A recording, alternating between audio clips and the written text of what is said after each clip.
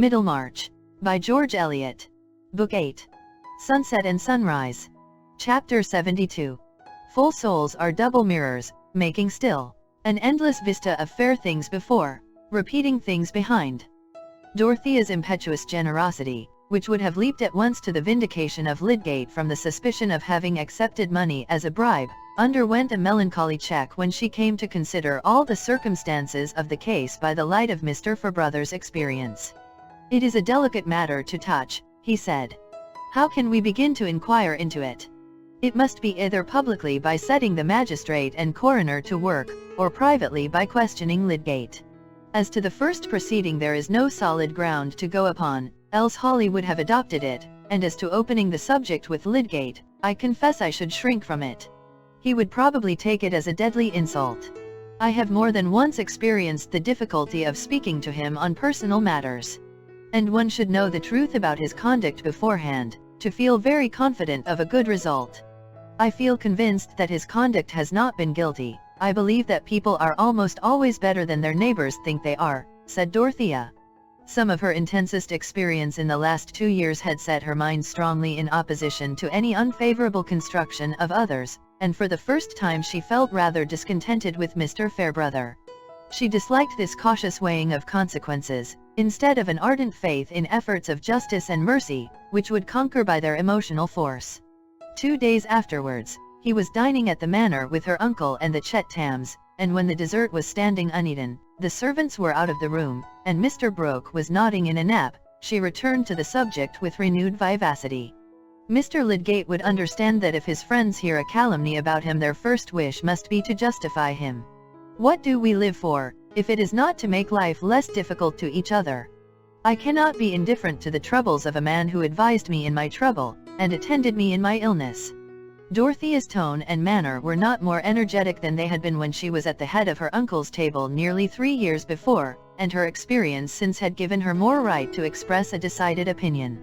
But Sir James Chettam was no longer the diffident and acquiescent suitor. He was the anxious brother-in-law, with a devout admiration for his sister, but with a constant alarm lest she should fall under some new illusion almost as bad as marrying Casaubon. He smiled much less, when he said exactly it was more often an introduction to a dissentient opinion than in those submissive bachelor days, and Dorothea found to her surprise that she had to resolve not to be afraid of him all the more because he was really her best friend. He disagreed with her now. "But, Dorothea," he said, remonstrantly, "you can't undertake to manage a man's life for him in that way. Lydgate must know, at least he will soon come to know how he stands. If he can clear himself, he will. He must act for himself. I think his friends must wait till they find an opportunity," added Mr. Fairbrother. "It is possible I have often felt so much weakness in myself that I can conceive even a man of honorable disposition, such as I have always believed Lydgate to be, succumbing to such a temptation as that of accepting money which was offered more or less indirectly as a bribe to ensure his silence about scandalous facts long gone by. I say, I can conceive this, if he were under the pressure of hard circumstances, if he had been harassed as I feel sure Lydgate has been. I would not believe anything worse of him except under stringent proof. But there is the terrible nemesis following on some errors, that it is always possible for those who like it to interpret them into a crime. There is no proof in favor of the man outside his own consciousness and assertion." "Oh, how cruel," said Dorothea, clasping her hands. "And would you not like to be the one person who believed in that man's innocence, if the rest of the world belied him? Besides, there is a man's character beforehand to speak for him." "But, my dear Mrs. Casaubon," said Mr. Fairbrother, smiling gently at her ardor, "character is not cut in marble, it is not something solid and unalterable. It is something living and changing, and may become diseased as our bodies do.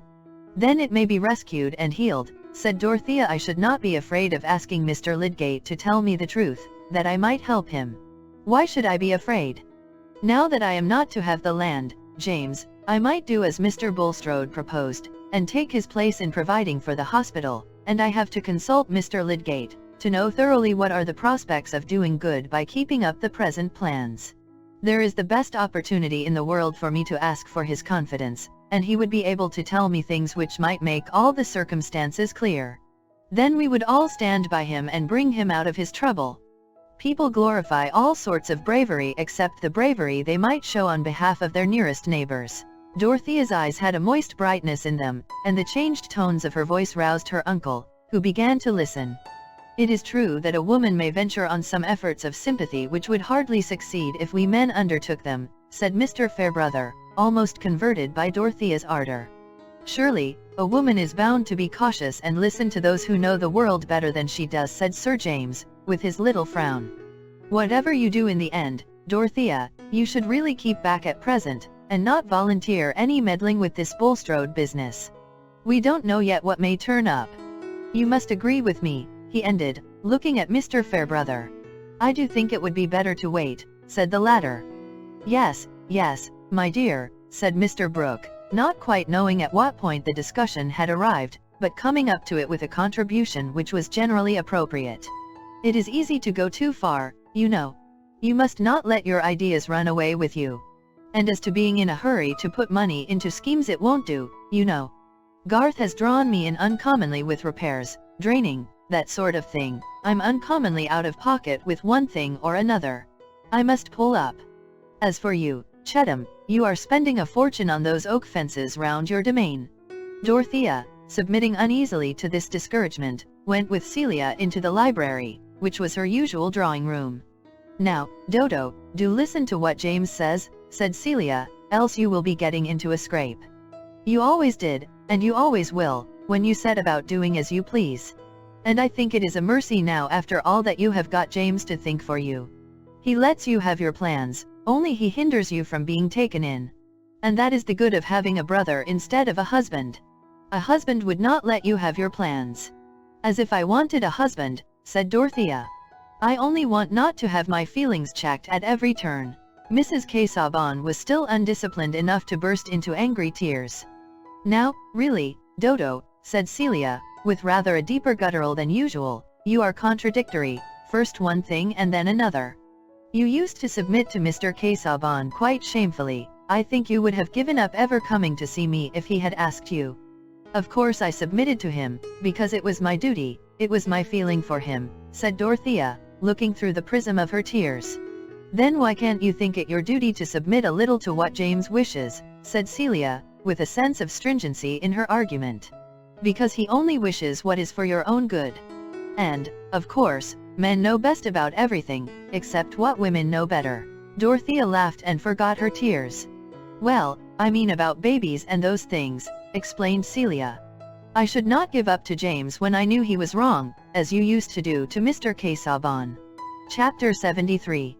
Pity the laden one, this wandering woe may visit you and me. When Lydgate had allayed Mrs. Bulstrode's anxiety by telling her that her husband had been seized with faintness at the meeting, but that he trusted soon to see him better and would call again the next day, unless she sent for him earlier, he went directly home, got on his horse, and rode 3 miles out of the town for the sake of being out of reach. He felt himself becoming violent and unreasonable, as if raging under the pain of stings. He was ready to curse the day on which he had come to Middlemarch. Everything that bad happened to him there seemed a mere preparation for this hateful fatality, which had come as a blight on his honorable ambition, and must make even people who had only vulgar standards regard his reputation as irrevocably damaged. In such moments a man can hardly escape being unloving.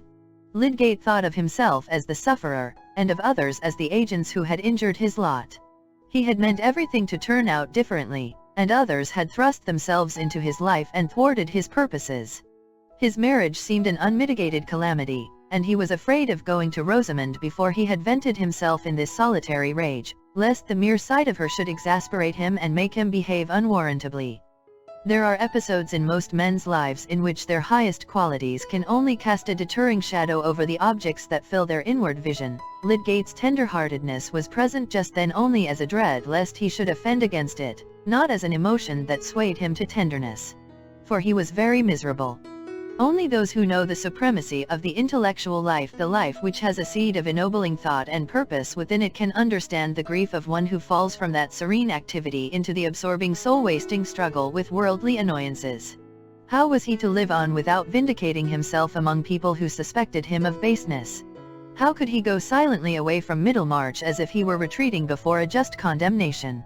And yet how was he to set about vindicating himself?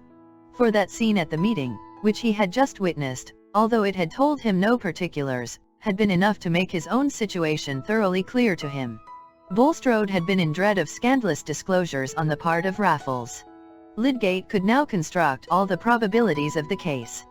He was afraid of some betrayal in my hearing. All he wanted was to bind me to him by a strong obligation. That was why he passed on a sudden from hardness to liberality. And he may have tampered with the patient, he may have disobeyed my orders. I fear he did. But whether he did or not, the world believes that he somehow or other poisoned the man and that I winked at the crime, if I didn't help in it. And yet he may not be guilty of the last offense, and it is just possible that the change towards me may have been a genuine relenting, the effect of second thoughts such as he alleged. What we call the just possible is sometimes true, and the thing we find it easier to believe is grossly false. In his last dealings with this man, Bulstrode may have kept his hands pure, in spite of my suspicion to the contrary. There was a benumbing cruelty in his position. Even if he renounced every other consideration than that of justifying himself, if he met shrugs, cold glances, and avoidance as an accusation, and made a public statement of all the facts as he knew them, who would be convinced? It would be playing the part of a fool to offer his own testimony on behalf of himself, and say, I did not take the money as a bribe. The circumstances would always be stronger than his assertion. And besides, to come forward and tell everything about himself must include declarations about Bulstrode which would darken the suspicions of others against him. He must tell that he had not known of Raffles' existence when he first mentioned his pressing need of money to Bulstrode, and that he took the money innocently as a result of that communication, not knowing that a new motive for the loan might have arisen on his being called into this man. And after all, the suspicion of Bulstrode's motives might be unjust. But then came the question whether he should have acted in precisely the same way if he had not taken the money? Certainly, if Raffles had continued alive and susceptible of further treatment when he arrived, and he had then imagined any disobedience to his orders on the part of Bulstrode, he would have made a strict inquiry, and if his conjecture had been verified he would have thrown up the case, in spite of his recent heavy obligation. But if he had not received any money, if Bulstrode had never revoked his cold recommendation of bankruptcy, would he, Lydgate, have abstained from all inquiry even on finding the man dead? Would the shrinking from an insult to Bulstrode, would the dubiousness of all medical treatment and the argument that his own treatment would pass for the wrong with most members of his profession have had just the same force or significance with him? That was the uneasy corner of Lydgate's consciousness while he was reviewing the facts and resisting all reproach. If he had been independent, this matter of a patient's treatment and the distinct rule that he must do or see done that which he believed best for the life committed to him, would have been the point on which he would have been the sturdiest. As it was, he had rested in the consideration that disobedience to his orders, however it might have arisen, could not be considered a crime, that in the dominant opinion obedience to his orders was just as likely to be fatal, and that the affair was simply one of etiquette. Whereas, again and again, in his time of freedom, he had denounced the perversion of pathological doubt into moral doubt and had said the purest experiment in treatment may still be conscientious. My business is to take care of life, and to do the best I can think of for it. Science is properly more scrupulous than dogma. Dogma gives a charter to mistake, but the very breath of science is a contest with mistake, and must keep the conscience alive. Alas, the scientific conscience had got into the debasing company of money, obligation, and selfish respects. Is there a medical man of them all in Middlemarch who would question himself as I do, said poor Lydgate, with a renewed outburst of rebellion against the oppression of his lot. And yet they will all feel warranted in making a wide space between me and them, as if I were a leper? My practice and my reputation are utterly damned, I can see that. Even if I could be cleared by valid evidence, it would make little difference to the blessed world here. I have been set down as tainted and should be cheapened to them all the same.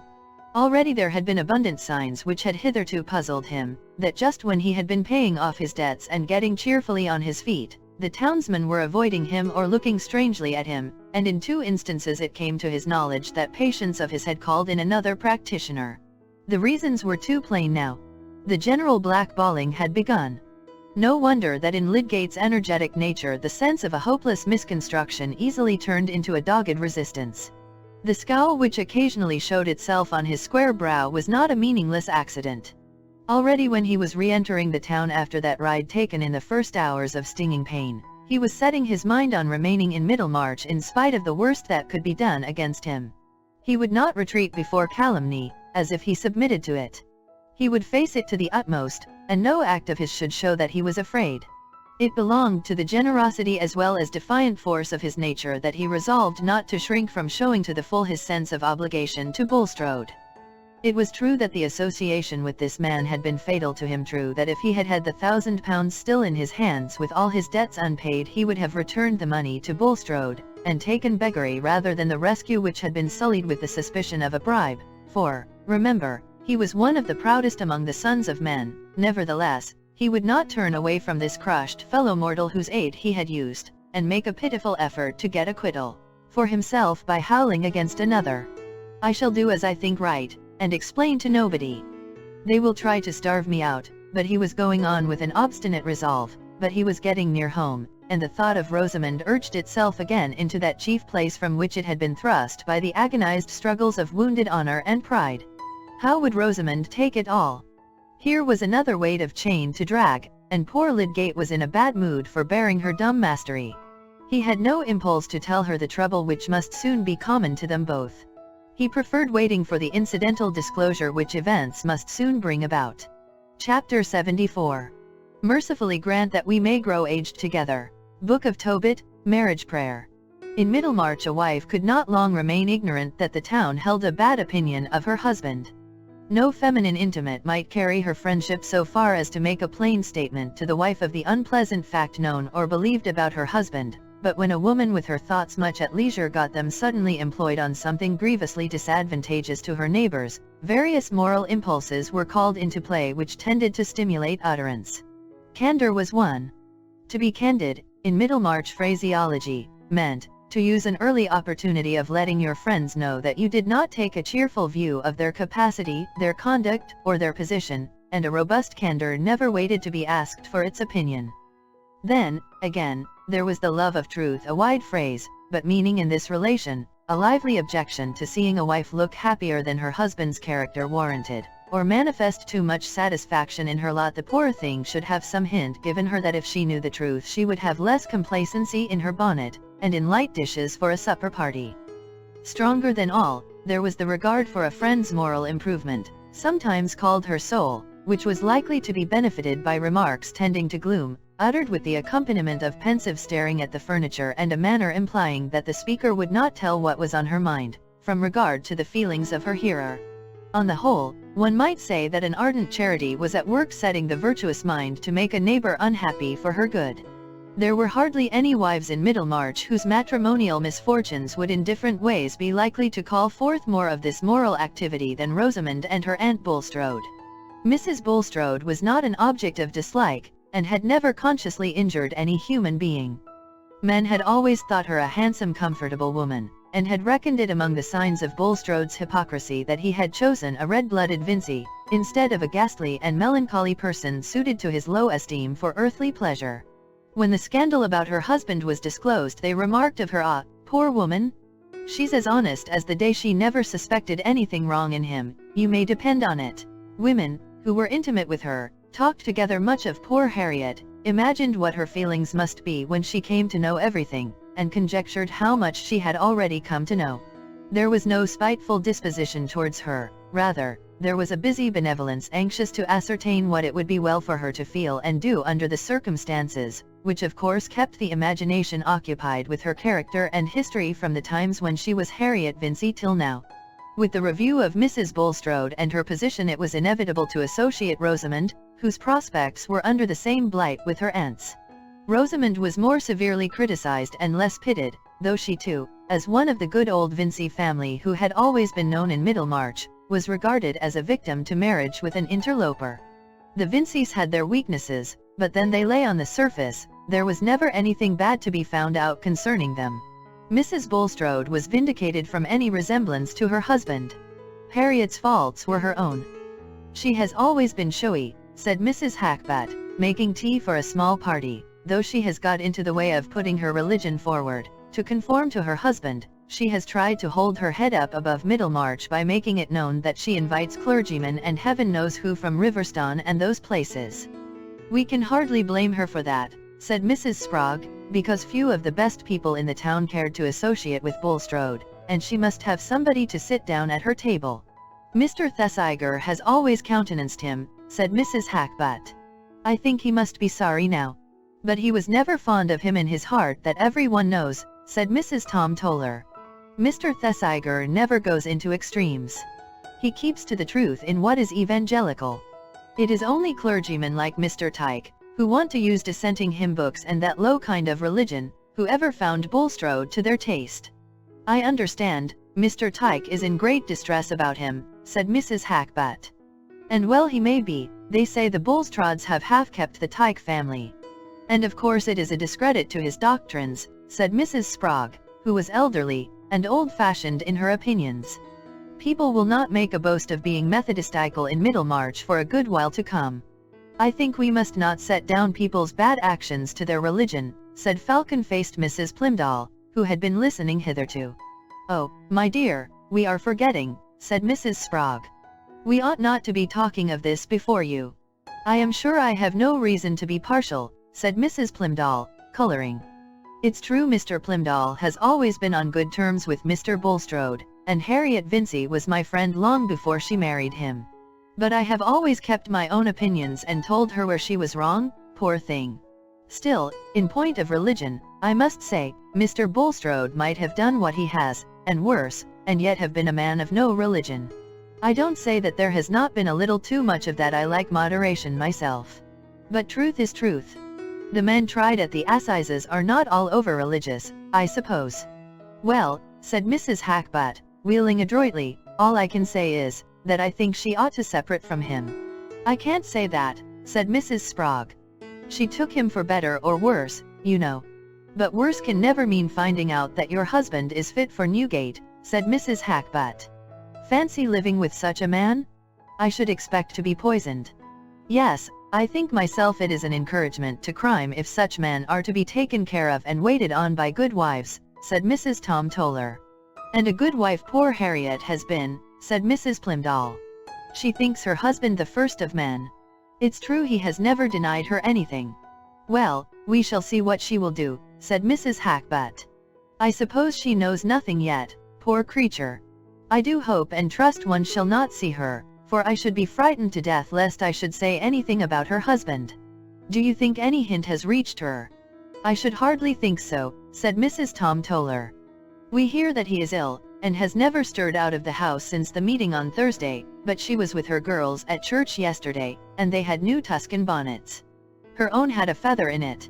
I have never seen that her religion made any difference in her dress. She wears very neat patterns always, said Mrs. Plimdall, a little stung. And that feather I know she got dyed a pale lavender on purpose to be consistent. I must say it of Harriet that she wishes to do right. As to her knowing what has happened, it can't be kept from her long, said Mrs. Hackbutt. The Vinceys know, for Mr. Vincey was at the meeting. It will be a great blow to him. There is his daughter as well as his sister. Yes, indeed, said Mrs. Sprague. Nobody supposes that Mr. Lydgate can go on holding up his head in Middlemarch. Things look so black about the £1,000 he took just at that man's death. It really makes one shudder. Pride must have a fall, said Mrs. Hackbutt. I am not so sorry for Rosamond Vincey that was as I am for her aunt, said Mrs. Plimdall. She needed a lesson. I suppose the Bulstrods will go and live abroad somewhere, said Mrs. Sprague. That is what is generally done when there is anything disgraceful in a family. And a most deadly blow it will be to Harriet, said Mrs. Plimdall. If ever a woman was crushed, she will be. I pity her from my heart. And with all her faults, few women are better. From a girl she had the neatest ways, and was always good-hearted, and as open as the day. You might look into her drawers when you would always the same. And so she has brought up Kate and Ellen. You may think how hard it will be for her to go among foreigners. The doctor says that is what he should recommend the Lydgates to do, said Mrs. Sprague. He says Lydgate ought to have kept among the French. That would suit her well enough, I dare say, said Mrs. Plimdall. There is that kind of lightness about her. But she got that from her mother. She never got it from her Aunt Bulstrode, who always gave her good advice, and to my knowledge would rather have had her marry elsewhere. Mrs. Plimdall was in a situation which caused her some complication of feeling. There had been not only her intimacy with Mrs. Bulstrode, but also a profitable business relation of the great Plimdall dyeing house with Mr. Bulstrode, which on the one hand would have inclined her to desire that the mildest view of his character should be the true one, but on the other, made her the more afraid of seeming to palliate his culpability. Again, the late alliance of her family with the Tollers had brought her in connection with the best circle, which gratified her in every direction except in the inclination to those serious views which she believed to be the best in another sense. The sharp little woman's conscience was somewhat troubled in the adjustment of these opposing bests, and of her griefs and satisfactions under late events, which were likely to humble those who needed humbling, but also to fall heavily on her old friend whose faults she would have preferred seeing on a background of prosperity. Poor Mrs. Bulstrode, meanwhile, had been no further shaken by the oncoming tread of calamity than in the busier stirring of that secret uneasiness which had always been present in her since the last visit of Raffles to the Shrubs. That the hateful man had come ill to Stone Court, and that her husband had chosen to remain there and watch over him, she allowed to be explained by the fact that Raffles had been employed and aided in earlier days, and that this made a tie of benevolence towards him in his degraded helplessness, and she had been since then innocently cheered by her husband's more hopeful speech about his own health and ability to continue his attention to business. The calm was disturbed when Lydgate had brought him home ill from the meeting, and in spite of comforting assurances during the next few days, she cried in private from the conviction that her husband was not suffering from bodily illness merely, but from something that afflicted his mind. He would not allow her to read to him, and scarcely to sit with him, alleging nervous susceptibility to sounds and movements, yet she suspected that in shutting himself up in his private room he wanted to be busy with his papers. Something, she felt sure, had happened. Perhaps it was some great loss of money, and she was kept in the dark. Not daring to question her husband, she said to Lydgate, on the 5th day after the meeting, when she had not left home except to go to church. "Mr. Lydgate, pray be open with me, I like to know the truth. Has anything happened to Mr. Bulstrode?" "Some little nervous shock," said Lydgate, evasively. He felt that it was not for him to make the painful revelation. "But what brought it on?" said Mrs. Bulstrode, looking directly at him with her large dark eyes. "There is often something poisonous in the air of public rooms," said Lydgate. "Strong men can stand it, but it tells on people in proportion to the delicacy of their systems. It is often impossible to account for the precise moment of an attack, or rather, to say why the strength gives way at a particular moment." Mrs. Bulstrode was not satisfied with this answer. There remained in her the belief that some calamity had befallen her husband, of which she was to be kept in ignorance, and it was in her nature strongly to object to such concealment. She begged leave for her daughters to sit with their father, and drove into the town to pay some visits, conjecturing that if anything were known to have gone wrong in Mr. Bulstrode's affairs, she should see or hear some sign of it. She called on Mrs. Thesiger, who was not at home, and then drove to Mrs. Hackbutt's on the other side of the churchyard.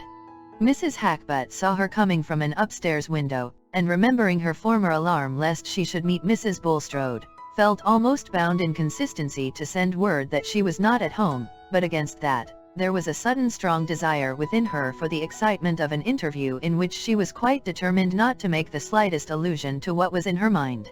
Hence Mrs. Bulstrode was shown into the drawing-room, and Mrs. Hackbutt went to her, with more tightness of lip and rubbing of her hands than was usually observable in her, these being precautions adopted against freedom of speech. She was resolved not to ask how Mr. Bulstrode was. "I have not been anywhere except to church for nearly a week," said Mrs. Bulstrode, after a few introductory remarks. "But Mr. Bulstrode was taken so ill at the meeting on Thursday that I have not liked to leave the house." Mrs. Hackbutt rubbed the back of one hand with the palm of the other held against her chest, and let her eyes ramble over the pattern on the rug.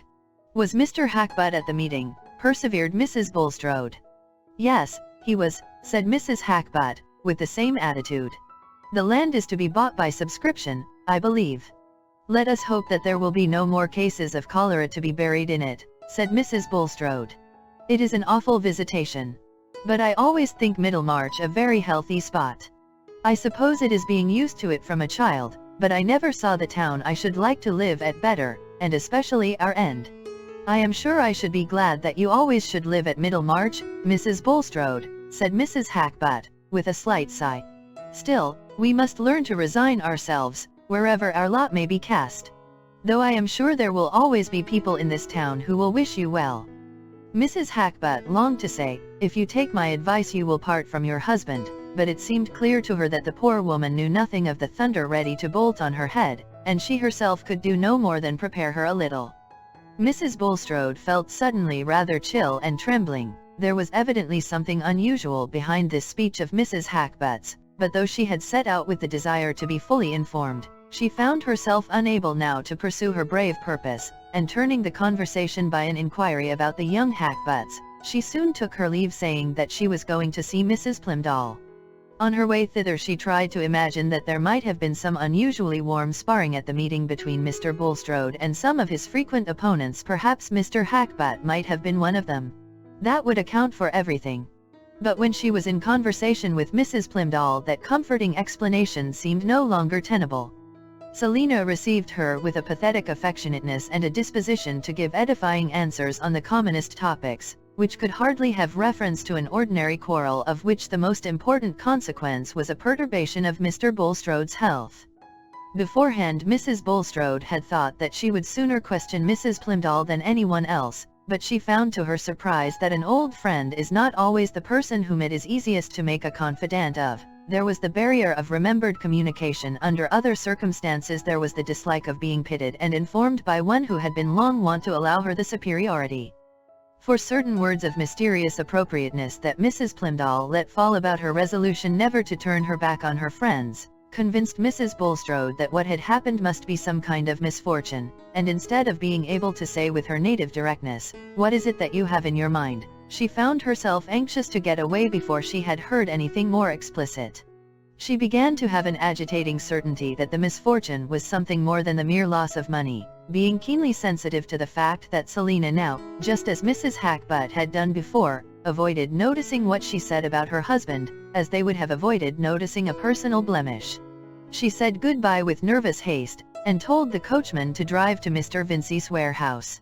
In that short drive her dread gathered so much force from the sense of darkness, that when she entered the private counting-house where her brother sat at his desk, her knees trembled and her usually florid face was deathly pale.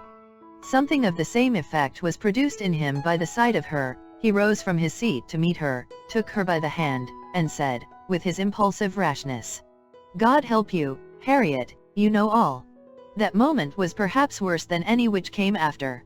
It contained that concentrated experience which in great crises of emotion reveals the bias of a nature, and is prophetic of the ultimate act which will end an intermediate struggle. Without that memory of Raffles she might still have thought only of monetary ruin, but now along with her brother's look and words there darted into her mind the idea of some guilt in her husband. Then, under the working of terror came the image of her husband exposed to disgrace, and then, after an instant of scorching shame in which she felt only the eyes of the world, with one leap of her heart she was at his side in mournful but unreproaching fellowship with shame and isolation. All this went on within her in a mere flash of time, while she sank into the chair, and raised her eyes to her brother, who stood over her. "I know nothing, Walter." "What is it?" she said, faintly. He told her everything, very inartificially, in slow fragments, making her aware that the scandal went much beyond proof, especially as to the end of Raffles. "People will talk," he said. "Even if a man has been acquitted by a jury, they'll talk, and nod and wink, and as far as the world goes, a man might often as well be guilty as not. It's a breakdown blow, and it damages Lydgate as much as Bulstrode. I don't pretend to say what is the truth. I only wish we had never heard the name of either Bulstrode or Lydgate. You'd better have been a Vincey all your life, and so had Rosamond." Mrs. Bulstrode made no reply. "But you must bear up as well as you can, Harriet. People don't blame you. And I'll stand by you whatever you make up your mind to do," said the brother, with rough but well-meaning affectionateness. "Give me your arm to the carriage, Walter," said Mrs. Bulstrode. "I feel very weak." And when she got home she was obliged to say to her daughter, "I am not well, my dear, I must go and lie down. Attend to your papa. Leave me in quiet. I shall take no dinner." She locked herself in her room. She needed time to get used to her maimed consciousness, her poor locked life, before she could walk steadily to the place allotted her. A new searching light had fallen on her husband's character, and she could not judge him leniently, The 20 years in which she had believed in him and venerated him by virtue of his concealments came back with particulars that made them seem an odious deceit. He had married her with that bad past life hidden behind him, and she had no faith left to protest his innocence of the worst that was imputed to him. Her honest ostentatious nature made the sharing of a merited dishonor as bitter as it could be to any mortal. But this imperfectly taught woman, whose phrases and habits were an odd patchwork, had a loyal spirit within her. The man whose prosperity she had shared through nearly half a life, and who had unvaryingly cherished her now that punishment had befallen him, it was not possible to her in any sense to forsake him. There is a forsaking which still sits at the same board and lies on the same couch with the forsaken soul, withering it the more by unloving proximity. She knew, when she locked her door, that she should unlock it ready to go down to her unhappy husband and espouse his sorrow, and say of his guilt, "I will mourn and not reproach." But she needed time to gather up her strength. She needed to sob out her farewell to all the gladness and pride of her life. When she had resolved to go down, she prepared herself by some little acts which might seem mere folly to a hard onlooker. They were her way of expressing to all spectators, visible or invisible, that she had begun a new life in which she embraced humiliation. She took off all her ornaments and put on a plain black gown, and instead of wearing her much adorned cap and large bows of hair, she brushed her hair down and put on a plain bonnet cap, which made her look suddenly like an early Methodist. Bulstrode, who knew that his wife had been out and had come in saying that she was not well, had spent the time in an agitation equal to hers. He had looked forward to her learning the truth from others, and had acquiesced in that probability, as something easier to him than any confession. But now that he imagined the moment of her knowledge come, he awaited the result in anguish. His daughters had been obliged to consent to leave him, and though he had allowed some food to be brought to him, he had not touched it. He felt himself perishing slowly in unpitied misery. Perhaps he should never see his wife's face with affection in it again. And if he turned to God, there seemed to be no answer but the pressure of retribution. It was 8 o'clock in the evening before the door opened and his wife entered. He dared not look up at her. He sat with his eyes bent down, and as she went towards him she thought he looked smaller, he seemed so withered and shrunken. A movement of new compassion and old tenderness went through her like a great wave, and putting one hand on his, which rested on the arm of the chair, and the other on his shoulder, she said, solemnly but kindly, "Look up, Nicholas." He raised his eyes with a little start and looked at her, half amazed for a moment. Her pale face, her changed morning dress, the trembling about her mouth, all said, "I know," and her hands and eyes rested gently on him. He burst out crying, and they cried together, she sitting at his side. They could not yet speak to each other of the shame which she was bearing with him, or of the acts which had brought it down on them. His confession was silent, and her promise of faithfulness was silent. Open-minded as she was, she nevertheless shrank from the words which would have expressed their mutual consciousness, as she would have shrunk from flakes of fire. She could not say, "How much is only slander and false suspicion," and he did not say, "I am innocent." Chapter 75. Le sentiment de la fosse de plaisirs presents, et l'ignorance de la vanité de plaisirs absents causant l'inconstance. Pascal. Rosamond had a gleam of returning cheerfulness when the house was freed from the threatening figure, and when all the disagreeable creditors were paid. But she was not joyous. Her married life had fulfilled none of her hopes, and had been quite spoiled for her imagination. In this brief interval of calm, Lydgate, remembering that he had often been stormy in his hours of perturbation, and mindful of the pain Rosamond had had to bear, was carefully gentle towards her, but he, too, had lost some of his old spirit, and he still felt it necessary to refer to an economical change in their way of living as a matter of course, trying to reconcile her to it gradually, and repressing his anger when she answered by wishing that he would go to live in London. When she did not make this answer, she listened languidly, and wondered what she had that was worth living for. The hard and contemptuous words which had fallen from her husband in his anger had deeply offended that vanity which he had at first called into active enjoyment, and what she regarded as his perverse way of looking at things, kept up a secret repulsion, which made her receive all his tenderness as a poor substitute for the happiness he had failed to give her. They were at a disadvantage with their neighbors, and there was no longer any outlook towards Quallingham. There was no outlook anywhere except in an occasional letter from Will Ladislaw. She had felt stung and disappointed by Will's resolution to quit Middlemarch, for in spite of what she knew and guessed about his admiration for Dorothea, she secretly cherished the belief that he had, or would necessarily come to have, much more admiration for herself, Rosamond being one of those women who live much in the idea that each man they meet would have preferred them if the preference had not been hopeless. Mrs. Casaubon was all very well, but Will's interest in her dated before he knew Mrs. Lydgate. Rosamond took his way of talking to herself, which was a mixture of playful fault-finding and hyperbolical gallantry, as the disguise of a deeper feeling, and in his presence she felt that agreeable titillation of vanity and sense of romantic drama which Lydgate's presence had no longer the magic to create. She even fancied what will not men and women fancy in these matters, that Will exaggerated his admiration for Mrs. Casaubon in order to pique herself. In this way poor Rosamond's brain had been busy before Will's departure. He would have made, she thought, a much more suitable husband for her than she had found in Lydgate. No notion could have been falser than this, for Rosamond's discontent in her marriage was due to the conditions of marriage itself, to its demand for self-suppression and tolerance, and not to the nature of her husband, but the easy conception of an unreal better had a sentimental charm which diverted her ennui. She constructed a little romance which was to vary the flatness of her life. Will Ladislaw was always to be a bachelor and live near her, always to be at her command, and have an understood though never fully expressed passion for her, which would be sending out lambent flames every now and then in interesting scenes. His departure had been a proportionate disappointment, and had sadly increased her weariness of Middlemarch, but at first she had the alternative dream of pleasures in store from her intercourse with the family at Quallingham.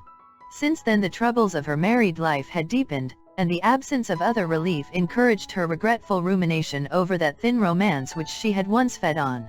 Men and women make sad mistakes about their own symptoms, taking their vague uneasy longings, sometimes for genius, sometimes for religion, and oftener still for a mighty love.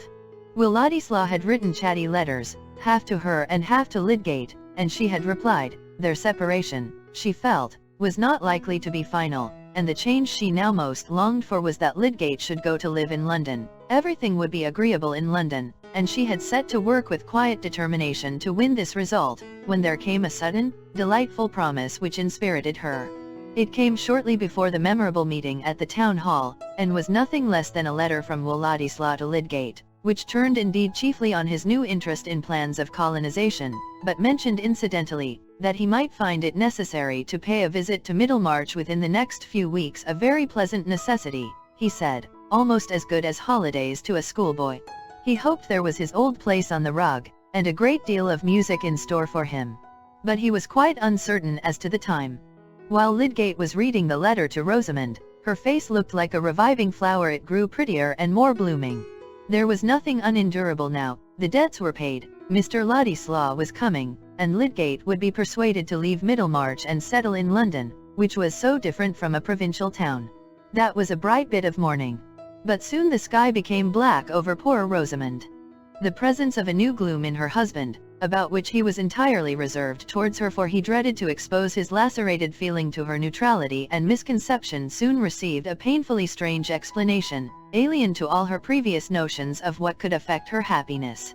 In the new gaiety of her spirits, thinking that Lydgate had merely a worse fit of moodiness than usual, causing him to leave her remarks unanswered, and evidently to keep out of her way as much as possible, she chose, a few days after the meeting, and without speaking to him on the subject, to send out notes of invitation for a small evening party, feeling convinced that this was a judicious step, since people seemed to have been keeping aloof from them, and wanted restoring to the old habit of intercourse. When the invitations had been accepted, she would tell Lydgate, and give him a wise admonition as to how a medical man should behave to his neighbors, for Rosamond had the gravest little airs possible about other people's duties. But all the invitations were declined, and the last answer came into Lydgate's hands. "This is Sheashley's scratch. What is he writing to you about?" said Lydgate, wonderingly, as he handed the note to her. She was obliged to let him see it, and, looking at her severely, he said, "Why on earth have you been sending out invitations without telling me, Rosamond? I insist that you will not invite anyone to this house. I suppose you have been inviting others, and they have refused to." She said nothing. "Do you hear me?" thundered Lydgate. "Yes, certainly I hear you," said Rosamond, turning her head aside with the movement of a graceful long-necked bird. Lydgate tossed his head without any grace and walked out of the room, feeling himself dangerous. Rosamond's thought was, that he was getting more and more unbearable, not that there was any new special reason for this peremptoriness. His indisposition to tell her anything in which he was sure beforehand that she would not be interested was growing into an unreflecting habit, and she was in ignorance of everything connected with the £1,000 except that the loan had come from her uncle Bulstrode. Lydgate's odious humours and their neighbours' apparent avoidance of them had an unaccountable date for her in their relief from money difficulties. If the invitations had been accepted, she would have gone to invite her mamma and the rest, whom she had seen nothing of for several days, and she now put on her bonnet to go and inquire what had become of them all, suddenly feeling as if there were a conspiracy to leave her in isolation with a husband disposed to offend everybody. It was after the dinner hour, and she found her father and mother seated together alone in the drawing-room. They greeted her with sad looks, saying, "Well, my dear," and no more. She had never seen her father look so downcast, and seating herself near him she said, "Is there anything the matter, Papa?" He did not answer, but Mrs. Vincey said, "Oh, my dear, have you heard nothing? It won't be long before it reaches you." "Is it anything about Tertius?" said Rosamond, turning pale. The idea of trouble immediately connected itself with what had been unaccountable to her in him. "Oh, my dear, yes. To think of your marrying into this trouble. Debt was bad enough, but this will be worse." Stay, Lucy," said Mr. Vincey. "Have you heard nothing about your uncle Bulstrode, Rosamond?" "No, Papa," said the poor thing, feeling as if trouble were not anything she had before experienced, but some invisible power with an iron grasp that made her soul faint within her. Her father told her everything, saying at the end, "It's better for you to know, my dear. I think Lydgate must leave the town. Things have gone against him. I dare say he couldn't help it." "I don't accuse him of any harm," said Mr. Vincey. He had always before been disposed to find the utmost fault with Lydgate. The shock to Rosamond was terrible. It seemed to her that no lot could be so cruelly hard as hers to have married a man who had become the centre of infamous suspicions.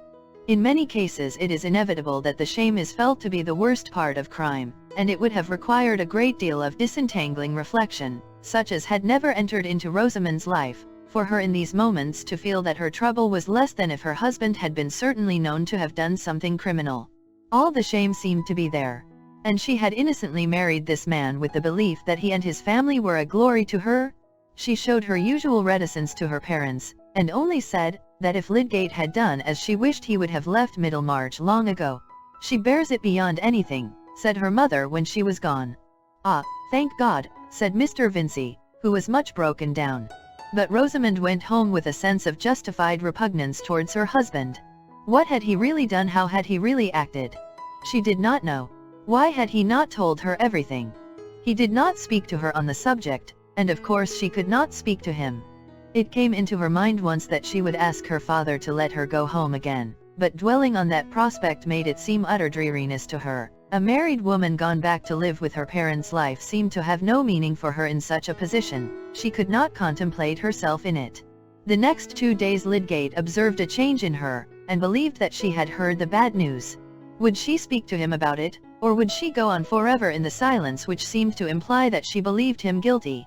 We must remember that he was in a morbid state of mind, in which almost all contact was pain. Certainly Rosamond in this case had equal reason to complain of reserve and want of confidence on his part, but in the bitterness of his soul he excused himself. Was he not justified in shrinking from the task of telling her, since now she knew the truth she had no impulse to speak to him? But a deeper lying consciousness that he was in fault made him restless, and the silence between them became intolerable to him. It was as if they were both adrift on one piece of wreck and looked away from each other. He thought, "I am a fool. Haven't I given up expecting anything? I have married care, not help." And that evening he said, "Rosamond, have you heard anything that distresses you?" "Yes," she answered, laying down her work, which she had been carrying on with a languid semi-consciousness, most unlike her usual self. "What have you heard?" "Everything, I suppose. Papa told me that people think me disgraced." "Yes," said Rosamond, faintly, beginning to sew again automatically. There was silence. Lydgate thought, if she has any trust in me, any notion of what I am, she ought to speak now and say that she does not believe I have deserved disgrace. But Rosamond on her side went on moving her fingers languidly. Whatever was to be said on the subject she expected to come from Tertius. What did she know? And if he were innocent of any wrong, why did he not do something to clear himself? This silence of hers brought a new rush of gall to that bitter mood in which Lydgate had been saying to himself that nobody believed in him. Even Fairbrother had not come forward. He had begun to question her with the intent that their conversation should disperse the chill fog which had gathered between them, but he felt his resolution checked by despairing resentment. Even this trouble, like the rest, she seemed to regard as if it were hers alone. He was always to her a being apart, doing what she objected to. He started from his chair with an angry impulse, and thrusting his hands in his pockets, walked up and down the room. There was an underlying consciousness all the while that he should have to master this anger, and tell her everything, and convince her of the facts. For he had almost learned the lesson that he must bend himself to her nature, and that because she came short in her sympathy, he must give the more. Soon he recurred to his intention of opening himself. The occasion must not be lost. If he could bring her to feel with some solemnity that here was a slander which must be met and not run away from, and that the whole trouble had come out of his desperate want of money, it would be a moment for urging powerfully on her that they should be one in the resolve to do with as little money as possible, so that they might weather the bad time and keep themselves independent. He would mention the definite measures which he desired to take, and win her to a willing spirit. He was bound to try this, and what else was there for him to do? He did not know how long he had been walking uneasily backwards and forwards, but Rosamond felt that it was long, and wished that he would sit down. She too had begun to think this an opportunity for urging on Tertius what he ought to do. Whatever might be the truth about all this misery, there was one dread which asserted itself. Lydgate at last seated himself, not in his usual chair, but in one nearer to Rosamond, leaning aside in it towards her, and looking at her gravely before he reopened the sad subject. He had conquered himself so far, and was about to speak with a sense of solemnity, as on an occasion which was not to be repeated. He had even opened his lips, when Rosamond, letting her hands fall, looked at him and said, "Surely, Tertius. Well, surely now at last you have given up the idea of staying in Middlemarch. I cannot go on living here. Let us go to London. Papa, and every one else, says you had better go. Whatever misery I have to put up with, it will be easier away from here." Lydgate felt miserably jarred. Instead of that critical outpouring for which he had prepared himself with effort, here was the old round to be gone through again. He could not bear it. With a quick change of countenance he rose and went out of the room. Perhaps if he had been strong enough to persist in his determination to be the more because she was less, that evening might have had a better issue. If his energy could have borne down that check, he might still have wrought on Rosamond's vision and will. We cannot be sure that any natures, however inflexible or peculiar, will resist this effect from a more massive being than their own. They may be taken by storm and for the moment converted, becoming part of the soul which enwraps them in the ardor of its movement. But poor Lydgate had a throbbing pain within him, and his energy had fallen short of its task. The beginning of mutual understanding and resolve seemed as far off as ever, nay, it seemed blocked out by the sense of unsuccessful effort.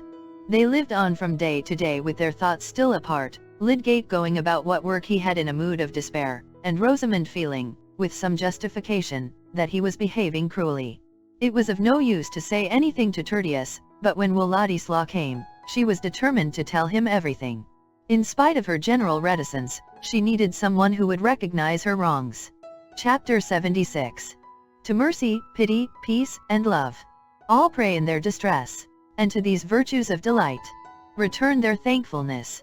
For mercy has a human heart, pity a human face, and love, the human form divine, and peace, the human dress. William Blake, Songs of Innocence. Some days later, Lydgate was riding to Lowick Manor, in consequence of a summons from Dorothea.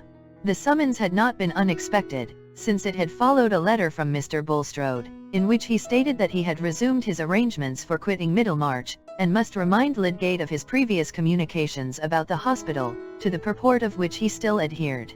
It had been his duty, before taking further steps, to reopen the subject with Mrs. Casaubon, who now wished, as before, to discuss the question with Lydgate. "Your views may possibly have undergone some change," wrote Mr. Bulstrode, "but, in that case also, it is desirable that you should lay them before her." Dorothea awaited his arrival with eager interest.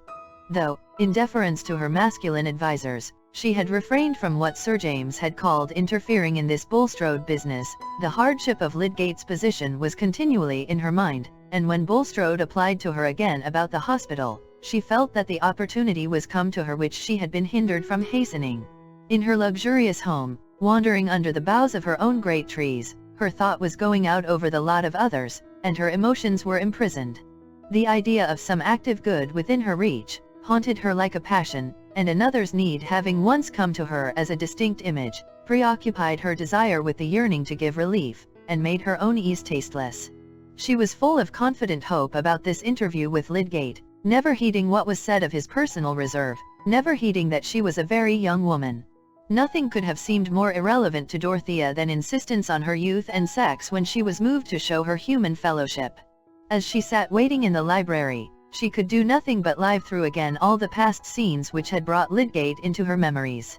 They all owed their significance to her marriage and its troubles, but no, there were two occasions in which the image of Lydgate had come painfully in connection with his wife and someone else. The pain had been allayed for Dorothea, but it had left in her an awakened conjecture as to what Lydgate's marriage might be to him, a susceptibility to the slightest hint about Mrs. Lydgate.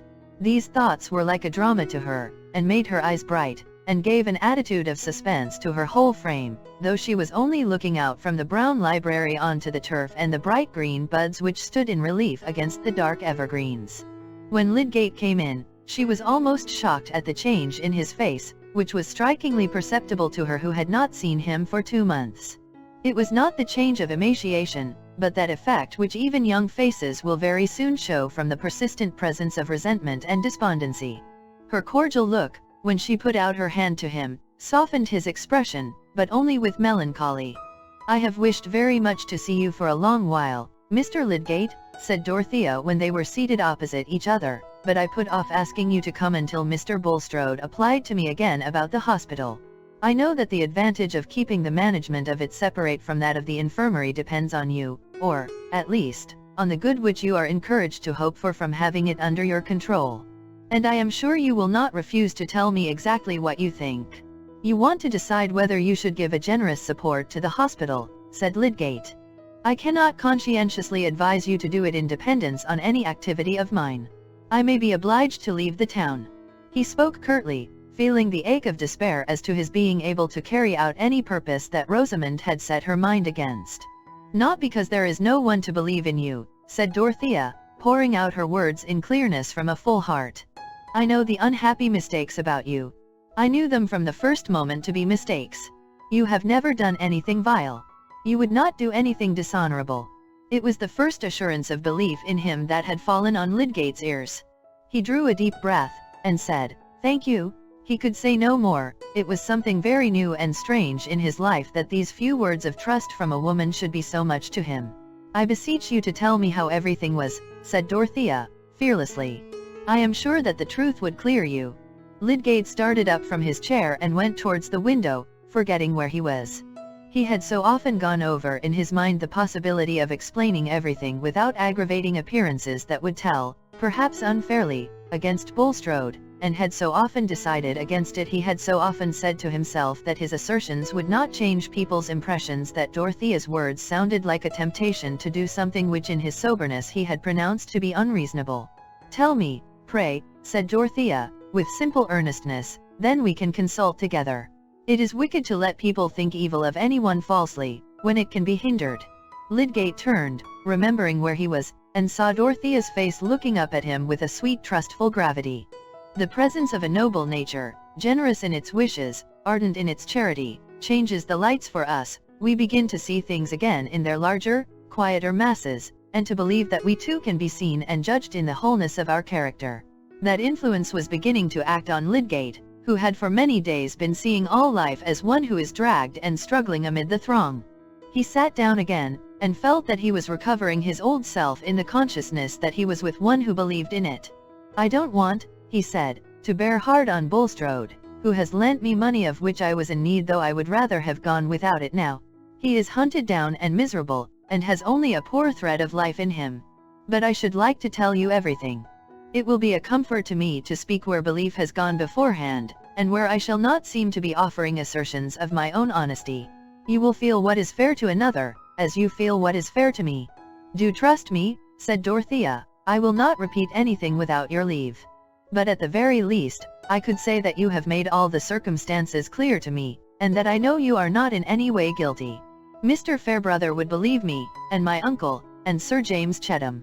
Nay, there are persons in Middlemarch to whom I could go, although they don't know much of me, they would believe me. They would know that I could have no other motive than truth and justice. I would take any pains to clear you. I have very little to do. There is nothing better that I can do in the world." Dorothea's voice, as she made this childlike picture of what she would do, might have been almost taken as a proof that she could do it effectively. The searching tenderness of her woman's tones seemed made for a defense against ready accusers. Lydgate did not stay to think that she was quixotic. He gave himself up, for the first time in his life, to the exquisite sense of leaning entirely on a generous sympathy, without any check of proud reserve. And he told her everything, from the time when, under the pressure of his difficulties, he unwillingly made his first application to Bulstrode, gradually, in the relief of speaking, getting into a more thorough utterance of what had gone on in his mind, entering fully into the fact that his treatment of the patient was opposed to the dominant practice, into his doubts at the last, his ideal of medical duty, and his uneasy consciousness that the acceptance of the money had made some difference in his private inclination and professional behavior, though not in his fulfillment of any publicly recognized obligation. "It has come to my knowledge since," he added, "that Holly sent someone to examine the housekeeper at Stone Court, and she said that she gave the patient all the opium in the phial I left, as well as a good deal of brandy. But that would not have been opposed to ordinary prescriptions, even of first-rate men. The suspicions against me had no hold there. They are grounded on the knowledge that I took money, that Bulstrode had strong motives for wishing the man to die, and that he gave me the money as a bribe to concur in some malpractices or other against the patient, that in any case I accepted a bribe to hold my tongue. They are just the suspicions that cling the most obstinately, because they lie in people's inclination and can never be disproved. How my orders came to be disobeyed is a question to which I don't know the answer. It is still possible that Bulstrode was innocent of any criminal intention, even possible that he had nothing to do with the disobedience, and merely abstained from mentioning it. But all that has nothing to do with the public belief. It is one of those cases on which a man is condemned on the ground of his character. It is believed that he has committed a crime in some undefined way, because he had the motive for doing it, and Bulstrode's character has enveloped me, because I took his money. I am simply blighted like a damaged ear of corn. The business is done and can't be undone." "Oh, it is hard," said Dorothea. "I understand the difficulty there is in your vindicating yourself. And that all this should have come to you who had meant to lead a higher life than the common, and to find out better ways. I cannot bear to rest in this as unchangeable. I know you meant that. I remember what you said to me when you first spoke to me about the hospital. There is no sorrow I have thought more about than that to love what is great, and try to reach it, and yet to fail." "Yes," said Lydgate, feeling that here he had found room for the full meaning of his grief. "I had some ambition. I meant everything to be different with me. I thought I had more strength and mastery. But the most terrible obstacles are such as nobody can see except oneself. Suppose," said Dorothea, meditatively, "suppose we kept on the hospital according to the present plan, and you stayed here, though only with the friendship and support of a few. The evil feeling towards you would gradually die out. There would come opportunities in which people would be forced to acknowledge that they had been unjust to you, because they would see that your purposes were pure. You may still win a great fame like the Lewis and Laenick I have heard you speak of, and we shall all be proud of you," she ended, with a smile. "That might do if I had my old trust in myself," said Lydgate, mournfully. "Nothing galls me more than the notion of turning round and running away before this slander, leaving it unchecked behind me. Still, I can't ask anyone to put a great deal of money into a plan which depends on me." "It would be quite worth my while," said Dorothea, simply. "Only think. I am very uncomfortable with my money, because they tell me I have too little for any great scheme of the sort I like best, and yet I have too much. I don't know what to do. I have 700 a year of my own fortune, and 1900 a year that Mr. Casaubon left me, and between 3,000 and 4,000 of ready money in the bank. I wish to raise money and pay it off gradually out of my income, which I don't want, to buy land with and found a village which should be a school of industry, but Sir James and my uncle have convinced me that the risk would be too great. So you see that what I should most rejoice at would be to have something good to do with my money. I should like it to make other people's lives better to them. It makes me very uneasy coming all to me who don't want it." A smile broke through the gloom of Lydgate's face. The childlike grave-eyed earnestness with which Dorothea said all this was irresistible, blent into an adorable whole with her ready understanding of high experience. Of lower experience such as plays a great part in the world, poor Mrs. Casaubon had a very blurred, short-sighted knowledge, little helped by her imagination. But she took the smile as encouragement of her plan. "I think you see now that you spoke too scrupulously," she said, in a tone of persuasion. "The hospital would be one good, and making your life quite whole and well again would be another." Lydgate's smile had died away. "You have the goodness as well as the money to do all that, if it could be done," he said. "But..." He hesitated a little while, looking vaguely towards the window, and she sat in silent expectation. At last he turned towards her and said impetuously, "Why should I not tell you? You know what sort of bond marriage is. You will understand everything." Dorothea felt her heart beginning to beat faster. Had he that sorrow too? But she feared to say any word, and he went on immediately. "It is impossible for me now to do anything, to take any step, without considering my wife's happiness.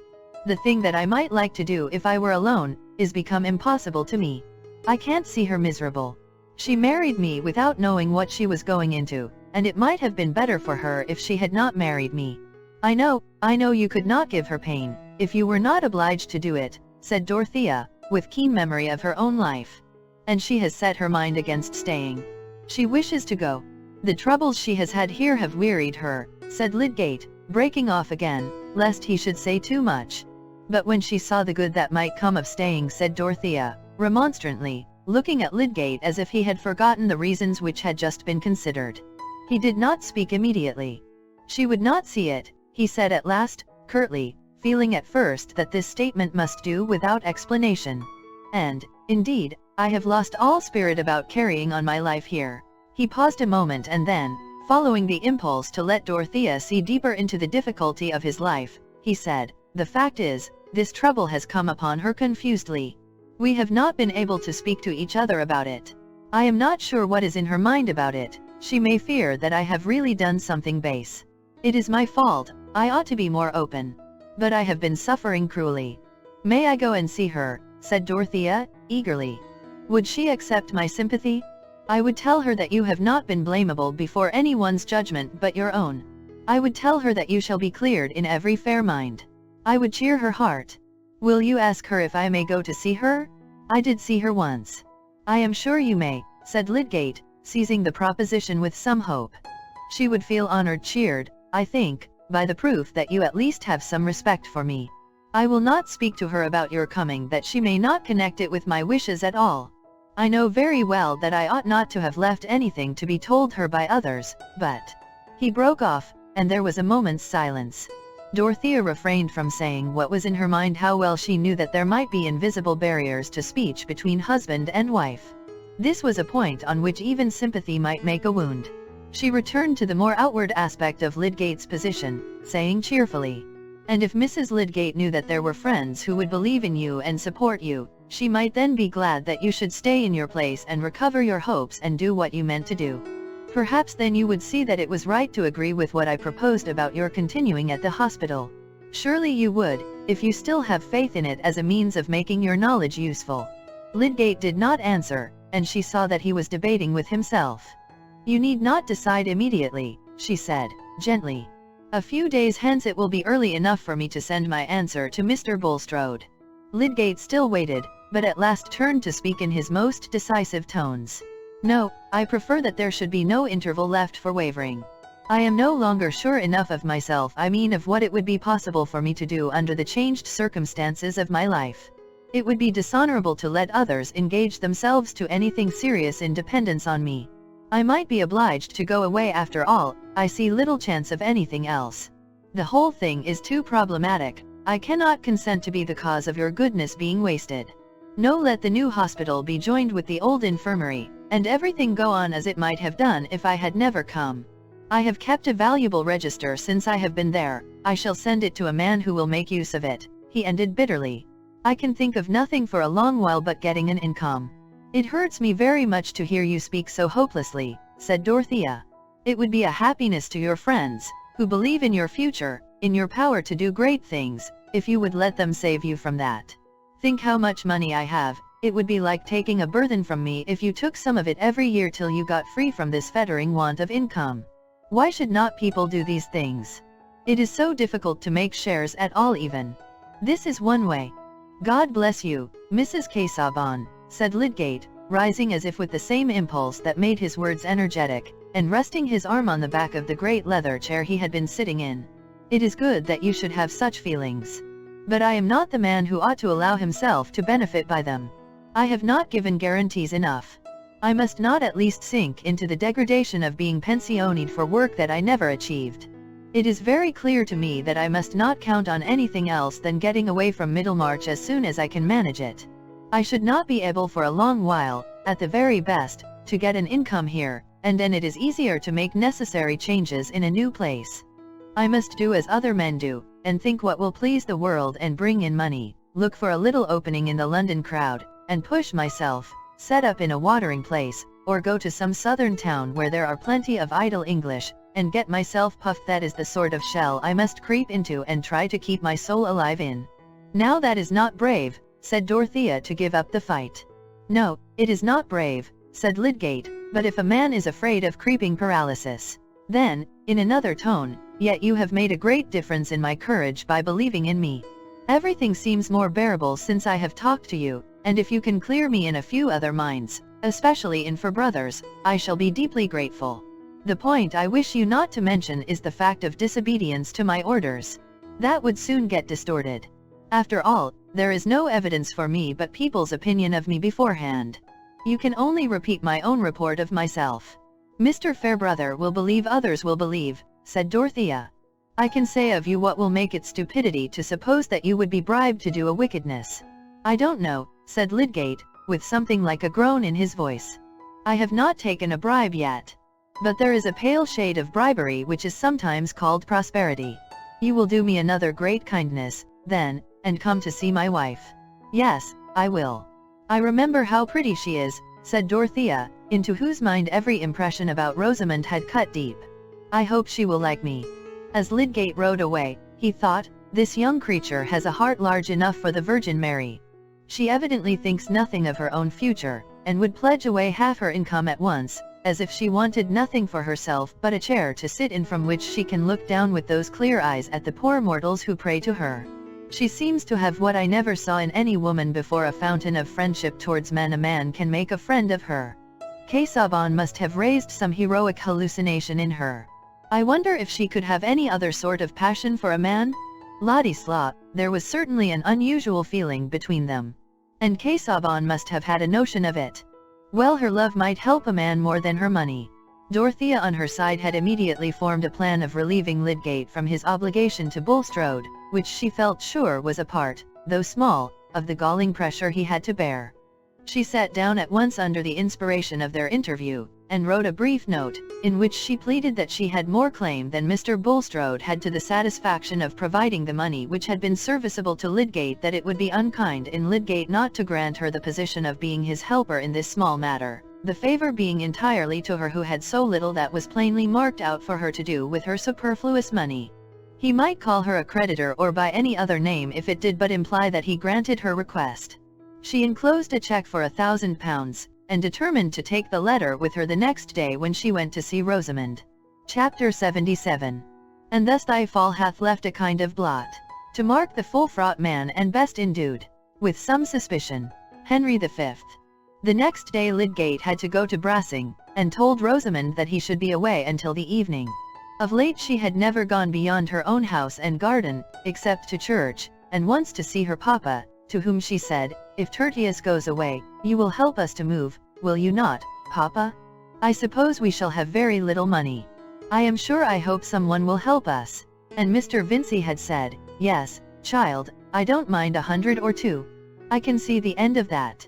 With these exceptions she had sat at home in languid melancholy and suspense, fixing her mind on Will Ladislaw's coming as the one point of hope and interest, and associating this with some new urgency on Lydgate to make immediate arrangements for leaving Middlemarch and going to London, till she felt assured that the coming would be a potent cause of the going, without at all seeing how.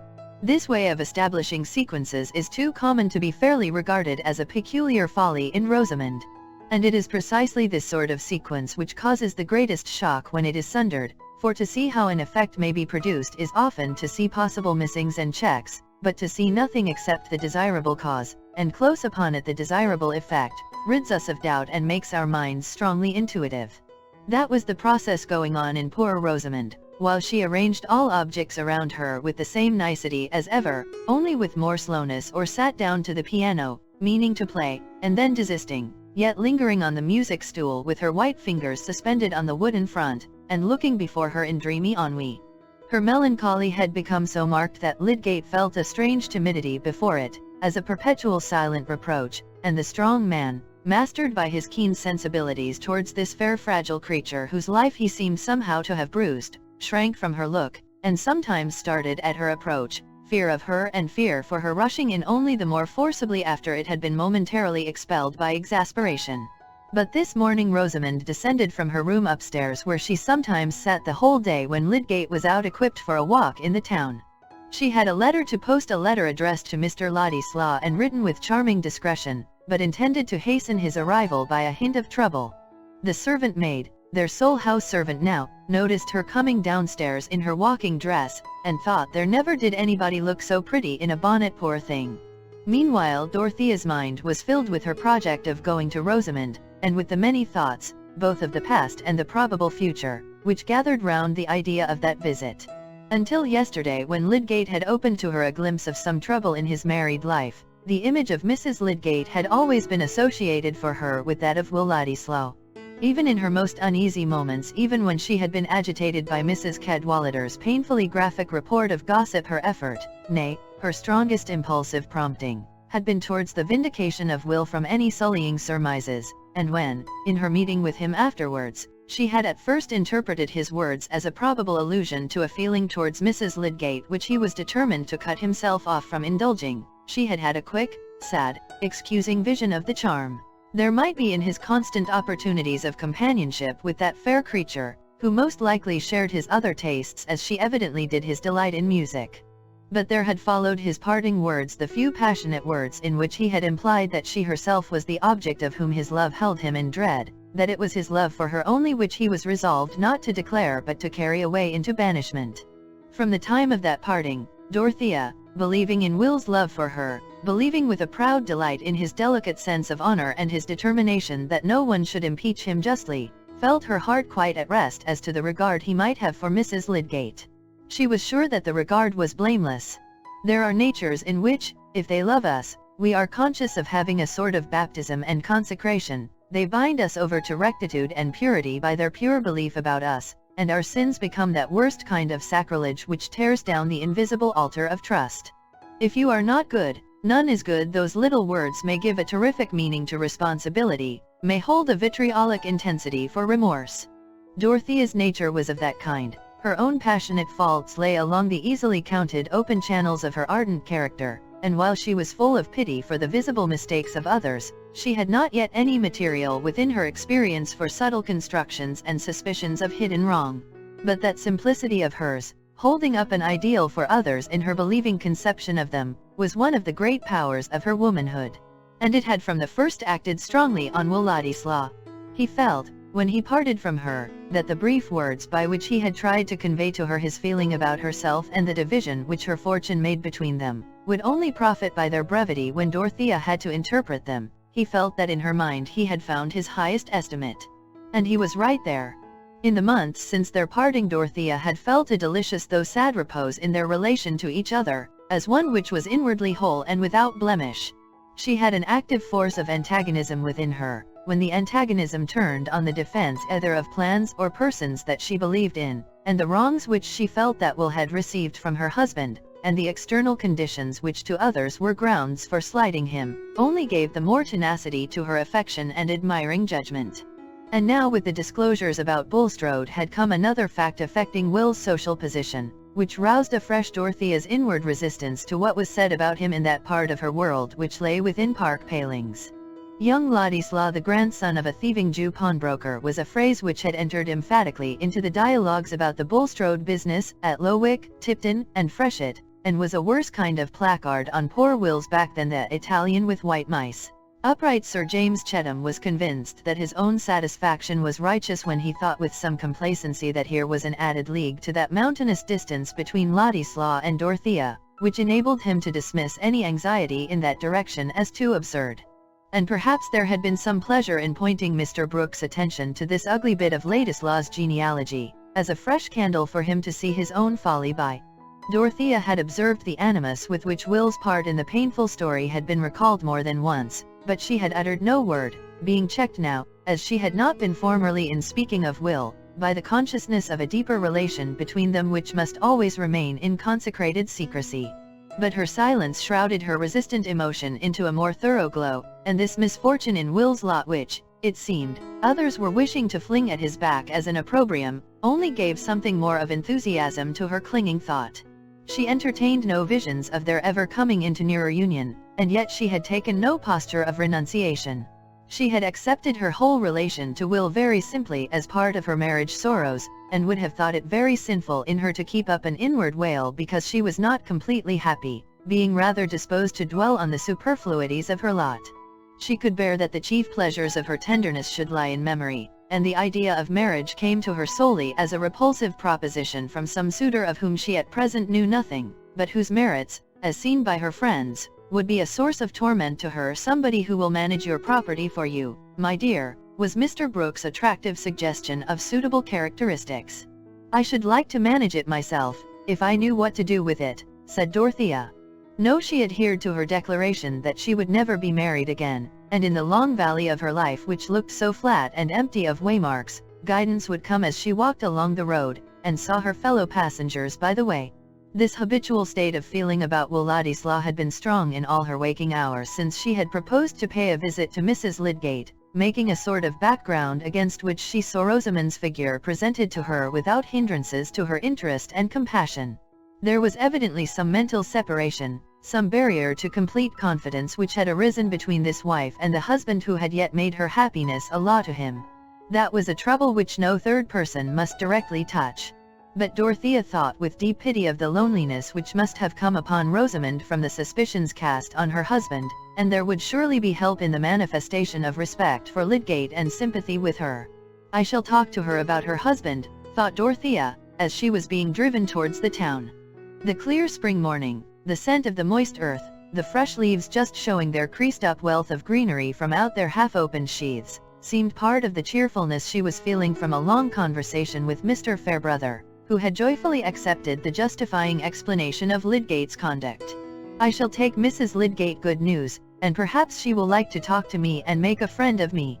Dorothea had another errand in Lowick Gate. It was about a new fine-toned bell for the schoolhouse, and as she had to get out of her carriage very near to Lydgate's, she walked thither across the street, having told the coachman to wait for some packages. The street door was open, and the servant was taking the opportunity of looking out at the carriage which was pausing within sight when it became apparent to her that the lady who belonged to it was coming towards her. "Is Mrs. Lydgate at home?" said Dorothea. "I'm not sure, my lady. I'll see, if you'll please to walk in," said Martha, a little confused on the score of her kitchen apron, but collected enough to be sure that mum was not the right title for this queenly young widow with a carriage and pair. "Will you please to walk in, and I'll go and see. Say that I am Mrs. Casaubon," said Dorothea, as Martha moved forward intending to show her into the drawing room and then to go upstairs to see if Rosamond had returned from her walk. They crossed the broader part of the entrance hall, and turned up the passage which led to the garden. The drawing room door was unlatched, and Martha, pushing it without looking into the room, waited for Mrs. Casaubon to enter and then turned away, the door having swung open and swung back again without noise. Dorothea had less of outward vision than usual this morning, being filled with images of things as they had been and were going to be. She found herself on the other side of the door without seeing anything remarkable, but immediately she heard a voice speaking in low tones which startled her as with a sense of dreaming in daylight, and advancing unconsciously a step or two beyond the projecting slab of a bookcase, she saw, in the terrible illumination of a certainty which filled up all outlines, something which made her pause, motionless, without self-possession enough to speak. Seated with his back towards her on a sofa which stood against the wall on a line with the door by which she had entered, she saw Władysław, close by him, and turned towards him with a flushed tearfulness which gave a new brilliancy to her face sat Rosamond, her bonnet hanging back, while Will, leaning towards her, clasped both her upraised hands in his and spoke with low-toned fervor. Rosamond in her agitated absorption had not noticed the silently advancing figure, but when Dorothea, after the first immeasurable instant of this vision, moved confusedly backward and found herself impeded by some piece of furniture, Rosamond was suddenly aware of her presence, and with a spasmodic movement snatched away her hands and rose, looking at Dorothea, who was necessarily arrested. Władysław, starting up, looked round also, and meeting Dorothea's eyes with a new lightning in them, seemed changing to marble. But she immediately turned them away from him to Rosamond and said in a firm voice, "Excuse me, Mrs. Lydgate, the servant did not know that you were here. I called to deliver an important letter for Mr. Lydgate, which I wished to put into your own hands." She laid down the letter on the small table which had checked her retreat, and then, including Rosamond and Will in one distant glance and bow, she went quickly out of the room, meeting in the passage the surprised Martha, who said she was sorry the mistress was not at home, and then showed the strange lady out with an inward reflection that grand people were probably more impatient than others. Dorothea walked across the street with her most elastic step and was quickly in her carriage again. "Drive on to Freshitt Hall," she said to the coachman, and anyone looking at her might have thought that though she was paler than usual she was never animated by a more self-possessed energy. And that was really her experience. It was as if she had drunk a great draught of scorn that stimulated her beyond the susceptibility to other feelings. She had seen something so far below her belief, that her emotions rushed back from it and made an excited throng without an object. She needed something active to turn her excitement out upon. She felt power to walk and work for a day, without meat or drink. And she would carry out the purpose with which she had started in the morning, of going to Freshitt and Tipton to tell Sir James and her uncle all that she wished them to know about Lydgate, whose married loneliness under his trial now presented itself to her with new significance, and made her more ardent in readiness to be his champion.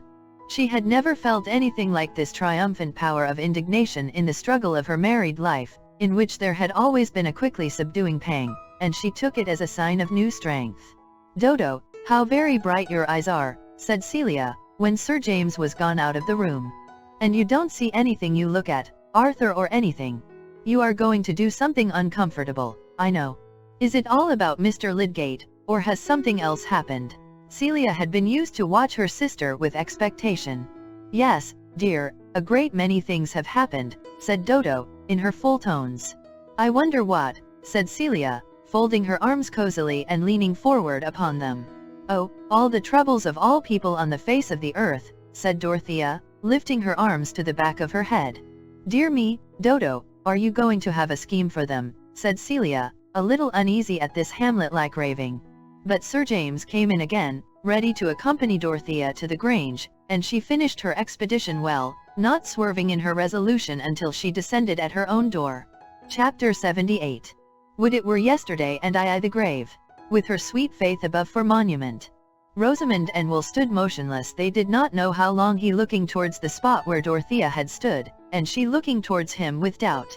It seemed an endless time to Rosamond, in whose inmost soul there was hardly so much annoyance as gratification from what had just happened. Shallow natures dream of an easy sway over the emotions of others, trusting implicitly in their own petty magic to turn the deepest streams, and confident, by pretty gestures and remarks, of making the thing that is not as though it were. She knew that Will had received a severe blow, but she had been little used to imagining other people's states of mind except as a material cut into shape by her own wishes, and she believed in her own power to soothe or subdue. Even Tertius, that most perverse of men, was always subdued in the long run. Events had been obstinate, but still Rosamond would have said now, as she did before her marriage, that she never gave up what she had set her mind on. She put out her arm and laid the tips of her fingers on Will's coat sleeve. "Don't touch me," he said, with an utterance like the cut of a lash, darting from her, and changing from pink to white and back again, as if his whole frame were tingling with the pain of the sting. He wheeled round to the other side of the room and stood opposite to her, with the tips of his fingers in his pockets and his head thrown back, looking fiercely not at Rosamond but at a point a few inches away from her. She was keenly offended, but the signs she made of this were such as only Lydgate was used to interpret. She became suddenly quiet and seated herself, untying her hanging bonnet and laying it down with her shawl. Her little hands which she folded before her were very cold. It would have been safer for Will in the first instance to have taken up his hat and gone away, but he had felt no impulse to do this. On the contrary, he had a horrible inclination to stay and shatter Rosamond with his anger. It seemed as impossible to bear the fatality she had drawn down on him without venting his fury as it would be to a panther to bear the javelin wound without springing and biting. And yet how could he tell a woman that he was ready to curse her? He was fuming under a repressive law which he was forced to acknowledge. He was dangerously poised, and Rosamond's voice now brought the decisive vibration. In flute-like tones of sarcasm she said, "You can easily go after Mrs. Casaubon and explain your preference." "Go after her," he burst out, with a sharp edge in his voice. "Do you think she would turn to look at me, or value any word I ever uttered to her again at more than a dirty feather? Explain? How can a man explain at the expense of a woman?" "You can tell her what you please," said Rosamond with more tremor. "Do you suppose she would like me better for sacrificing you? She is not a woman to be flattered because I made myself despicable to believe that I must be true to her because I was a dastard to you." He began to move about with the restlessness of a wild animal that sees prey but cannot reach it.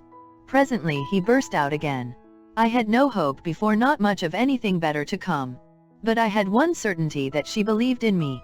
Whatever people had said or done about me, she believed in me. That's gone. She'll never again think me anything but a paltry pretence too nice to take heaven except upon flattering conditions, and yet selling myself for any devil's change by the sly. She'll think of me as an incarnate insult to her, from the first moment we—" Will stopped as if he had found himself grasping something that must not be thrown and shattered. He found another vent for his rage by snatching up Rosamond's words again, as if they were reptiles to be throttled and flung off. "Explain? Tell a man to explain how he dropped into hell. Explain my preference? I never had a preference for her, any more than I have a preference for breathing. No other woman exists by the side of her. I would rather touch her hand if it were dead, than I would touch any other woman's living." Rosamond, while these poisoned weapons were being hurled at her, was almost losing the sense of her identity, and seemed to be waking into some new terrible existence. She had no sense of chill resolute repulsion, of reticent self-justification such as she had known under Lydgate's most stormy displeasure. All her sensibility was turned into a bewildering novelty of pain. She felt a new terrified recoil under a lash never experienced before. What another nature felt in opposition to her own was being burned and bitten into her consciousness. When Will had ceased to speak she had become an image of sickened misery. Her lips were pale, and her eyes had a tearless dismay in them.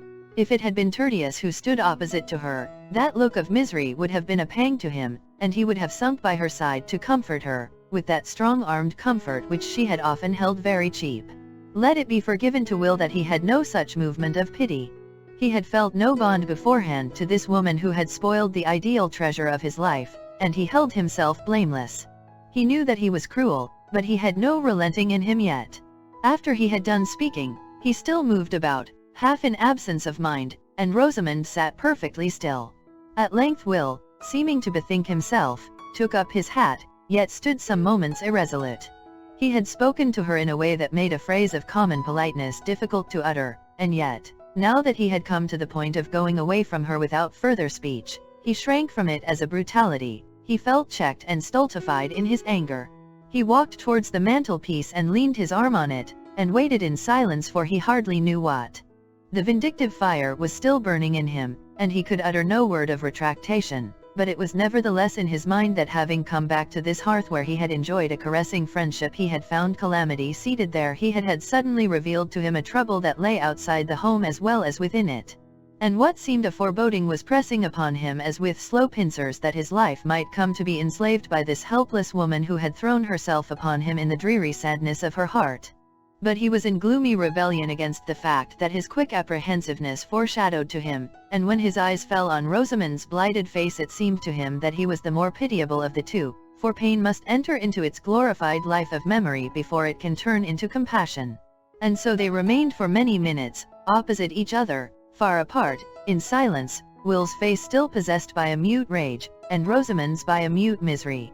The poor thing had no force to fling out any passion in return. The terrible collapse of the illusion towards which all her hope had been strained was a stroke which had too thoroughly shaken her. Her little world was in ruins, and she felt herself tottering in the midst as a lonely, bewildered consciousness. Will wished that she would speak and bring some mitigating shadow across his own cruel speech, which seemed to stand staring at them both in mockery of any attempt at revived fellowship. But she said nothing, and at last, with a desperate effort over himself, he asked, "Shall I come in and see Lydgate this evening?" "If you like," Rosamond answered, just audibly. And then Will went out of the house, Martha never knowing that he had been in. After he was gone, Rosamond tried to get up from her seat, but fell back fainting. When she came to herself again, she felt too ill to make the exertion of rising to ring the bell, and she remained helpless until the girl, surprised at her long absence, thought for the first time of looking for her in all the downstairs rooms. Rosamond said that she had felt suddenly sick and faint, and wanted to be helped upstairs. When there she threw herself on the bed with her clothes on, and lay in apparent torpor, as she had done once before on a memorable day of grief. Lydgate came home earlier than he had expected, about 5:30, and found her there. The perception that she was ill threw every other thought into the background. When he felt her pulse, her eyes rested on him with more persistence than they had done for a long while, as if she felt some content that he was there.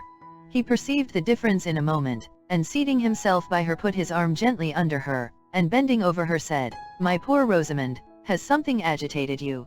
Clinging to him she fell into hysterical sobbings and cries, and for the next hour he did nothing but soothe and tend her. He imagined that Dorothea had been to see her, and that all this effect on her nervous system, which evidently involved some new turning towards himself, was due to the excitement of the new impressions which that visit had raised. Chapter 79. Now, I saw in my dream, that just as they had ended their talk, they drew nigh to a very miry slough, that was in the midst of the plain, and they, being heedless, did both fall suddenly into the bog. The name of the slough was Despond. Bunyan. When Rosamond was quiet, and Lydgate had left her, hoping that she might soon sleep under the effect of an anodyne, he went into the drawing-room to fetch a book which he had left there, meaning to spend the evening in his workroom, and he saw on the table Dorothea's letter addressed to him. He had not ventured to ask Rosamond if Mrs. Casaubon had called, but the reading of this letter assured him of the fact, for Dorothea mentioned that it was to be carried by herself. When Will Ladislaw came in a little later, Lydgate met him with a surprise which made it clear that he had not been told of the earlier visit, and Will could not say, "Did not Mrs. Lydgate tell you that I came this morning?" "Poor Rosamond is ill," Lydgate added immediately on his greeting. "Not seriously, I hope," said Will. "No, only a slight nervous shock, the effect of some agitation. She has been overwrought lately. The truth is, Ladislaw, I am an unlucky devil. We have gone through several rounds of purgatory since you left, and I have lately got on to a worse ledge of it than ever. I suppose you are only just come down. You look rather battered. You have not been long enough in the town to hear anything. I travelled all night and got to the White Hart at 8 o'clock this morning. I have been shutting myself up and resting," said Will, feeling himself a sneak, but seeing no alternative to this evasion. And then he heard Lydgate's account of the troubles which Rosamond had already depicted to him in her way. She had not mentioned the fact of Will's name being connected with the public story, this detail not immediately affecting her, and he now heard it for the first time. "I thought it better to tell you that your name is mixed up with the disclosures," said Lydgate, who could understand better than most men how Ladislaw might be stung by the revelation. "You will be sure to hear it as soon as you turn out into the town. I suppose it is true that Raffles spoke to you?" "Yes," said Will, sardonically. "I shall be fortunate if gossip does not make me the most disreputable person in the whole affair. I should think the latest version must be, that I plotted with Raffles to murder Bulstrode, and ran away from Middlemarch for the purpose." He was thinking, "Here is a new ring in the sound of my name to recommend it in her hearing. However, what does it signify now?" But he said nothing of Bulstrode's offer to him. Will was very open and careless about his personal affairs, but it was among the more exquisite touches in nature's modeling of him that he had a delicate generosity which warned him into reticence here. He shrank from saying that he had rejected Bulstrode's money, in the moment when he was learning that it was Lydgate's misfortune to have accepted it. Lydgate too was reticent in the midst of his confidence. He made no allusion to Rosamond's feeling under their trouble, and of Dorothea he only said, "Mrs. Casaubon has been the one person to come forward and say that she had no belief in any of the suspicions against me." Observing a change in Will's face, he avoided any further mention of her, feeling himself too ignorant of their relation to each other not to fear that his words might have some hidden painful bearing on it. And it occurred to him that Dorothea was the real cause of the present visit to Middlemarch. The two men were pitying each other, but it was only Will who guessed the extent of his companion's trouble. When Lydgate spoke with desperate resignation of going to settle in London, and said with a faint smile, "We shall have you again, old fellow," Will felt inexpressibly mournful, and said nothing. Rosamond had that morning entreated him to urge this step on Lydgate, and it seemed to him as if he were beholding in a magic panorama a future where he himself was sliding into that pleasureless yielding to the small solicitations of circumstance, which is a commoner history of perdition than any single momentous bargain. We are on a perilous margin when we begin to look passively at our future selves, and see our own figures led with dull consent into insipid misdoing and shabby achievement. Poor Lydgate was inwardly groaning on that margin, and Will was arriving at it. It seemed to him this evening as if the cruelty of his outburst to Rosamond had made an obligation for him, and he dreaded the obligation. He dreaded Lydgate's unsuspecting goodwill. He dreaded his own distaste for his spoiled life, which would leave him in motiveless levity. Chapter 80. Stern lawgiver, yet thou dost wear the Godhead's most benignant grace, nor know we anything so fair as is the smile upon thy face. Flowers laugh before thee on their beds, and fragrance in thy footing treads. Thou dost preserve the stars from wrong, and the most ancient heavens, through thee, are fresh and strong. Wordsworth, Ode to Duty. When Dorothea had seen Mr. Fairbrother in the morning, she had promised to go and dine at the parsonage on her return from Freshitt. There was a frequent interchange of visits between her and the Fairbrother family, which enabled her to say that she was not at all lonely at the manor, and to resist for the present the severe prescription of a lady companion.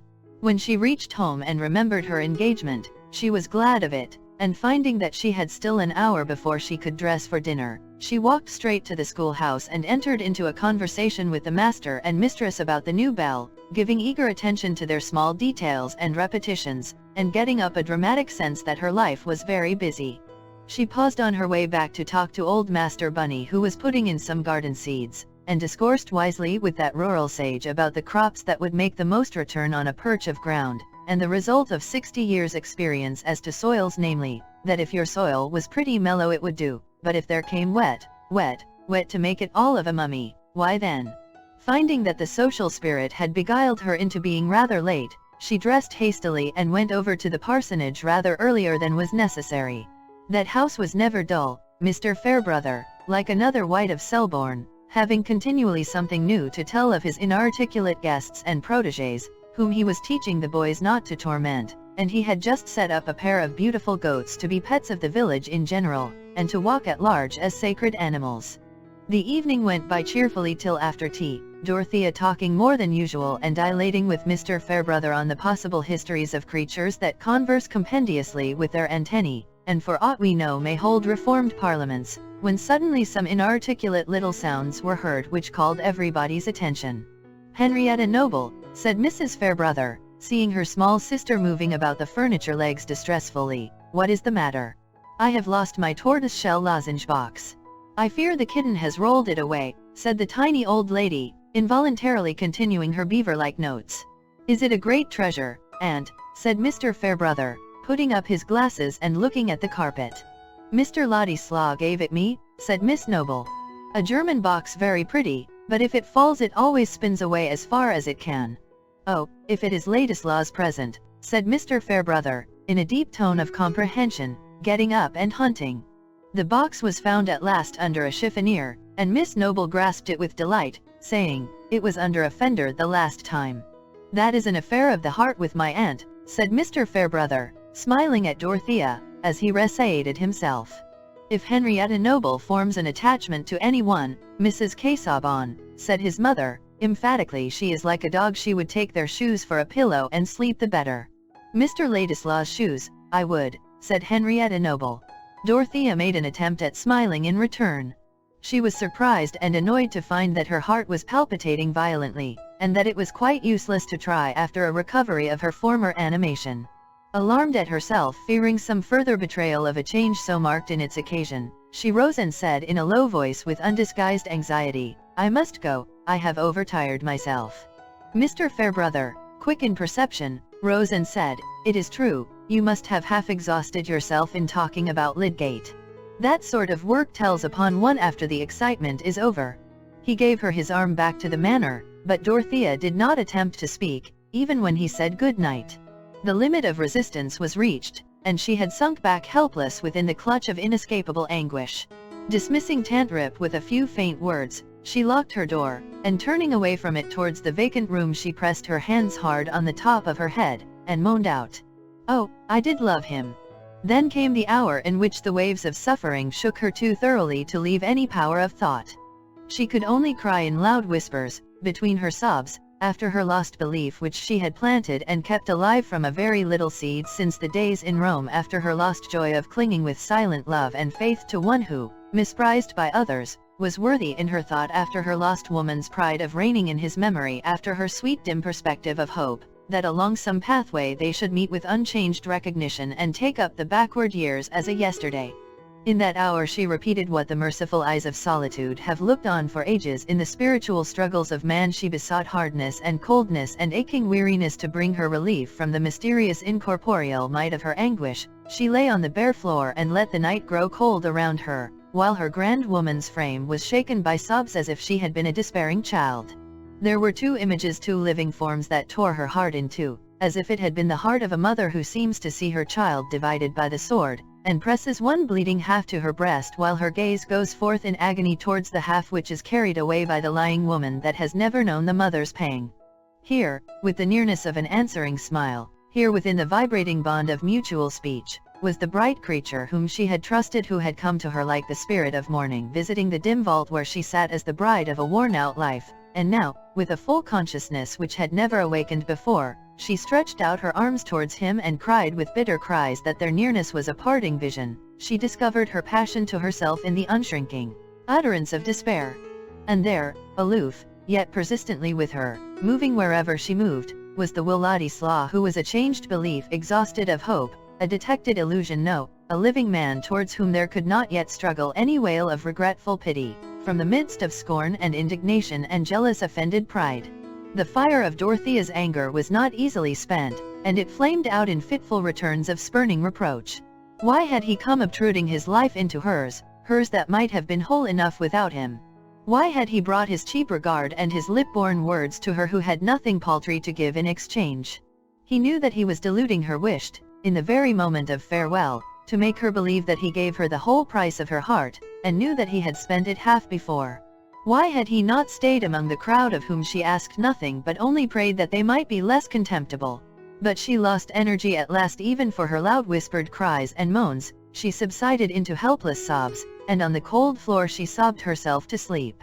In the chill hours of the morning twilight, when all was dim around her, she awoke not with any amazed wondering where she was or what had happened, but with the clearest consciousness that she was looking into the eyes of sorrow.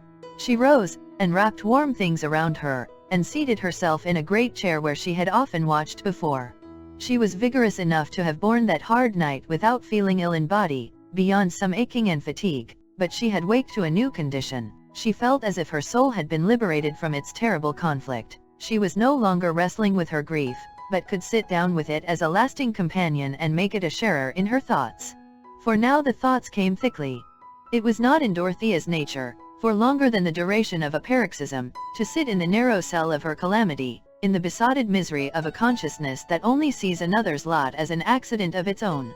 She began now to live through that yesterday morning deliberately again, forcing herself to dwell on every detail and its possible meaning.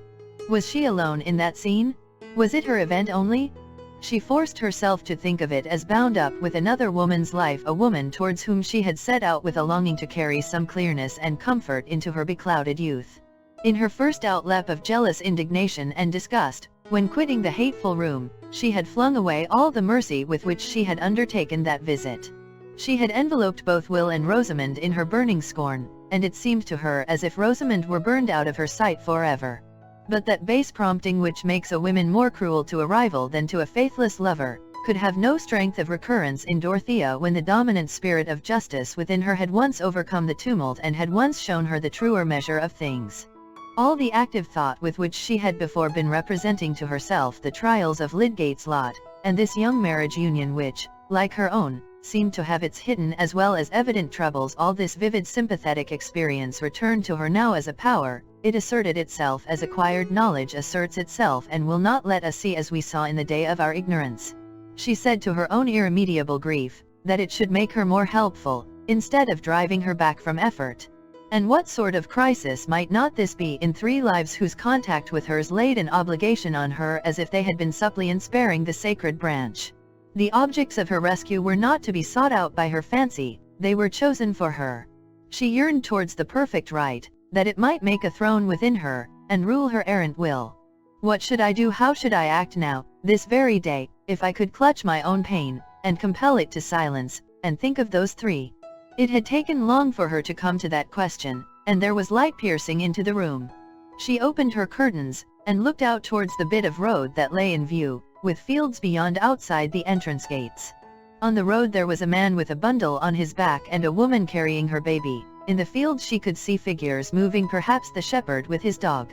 Far off in the bending sky was the pearly light, and she felt the largeness of the world and the manifold wakings of men to labor and endurance. She was a part of that involuntary, palpitating life, and could neither look out on it from her luxurious shelter as a mere spectator, nor hide her eyes in selfish complaining. What she would resolve to do that day did not yet seem quite clear, but something that she could achieve stirred her as with an approaching murmur which would soon gather distinctness. She took off the clothes which seemed to have some of the weariness of a hard watching in them, and began to make her toilet. Presently she rang for Tant Rip, who came in her dressing gown. "Why, madam, you've never been in bed this blessed night," burst out Tant Rip, looking first at the bed and then at Dorothea's face, which in spite of bathing had the pale cheeks and pink eyelids of a Mater Dolorosa. "You'll kill yourself, you will.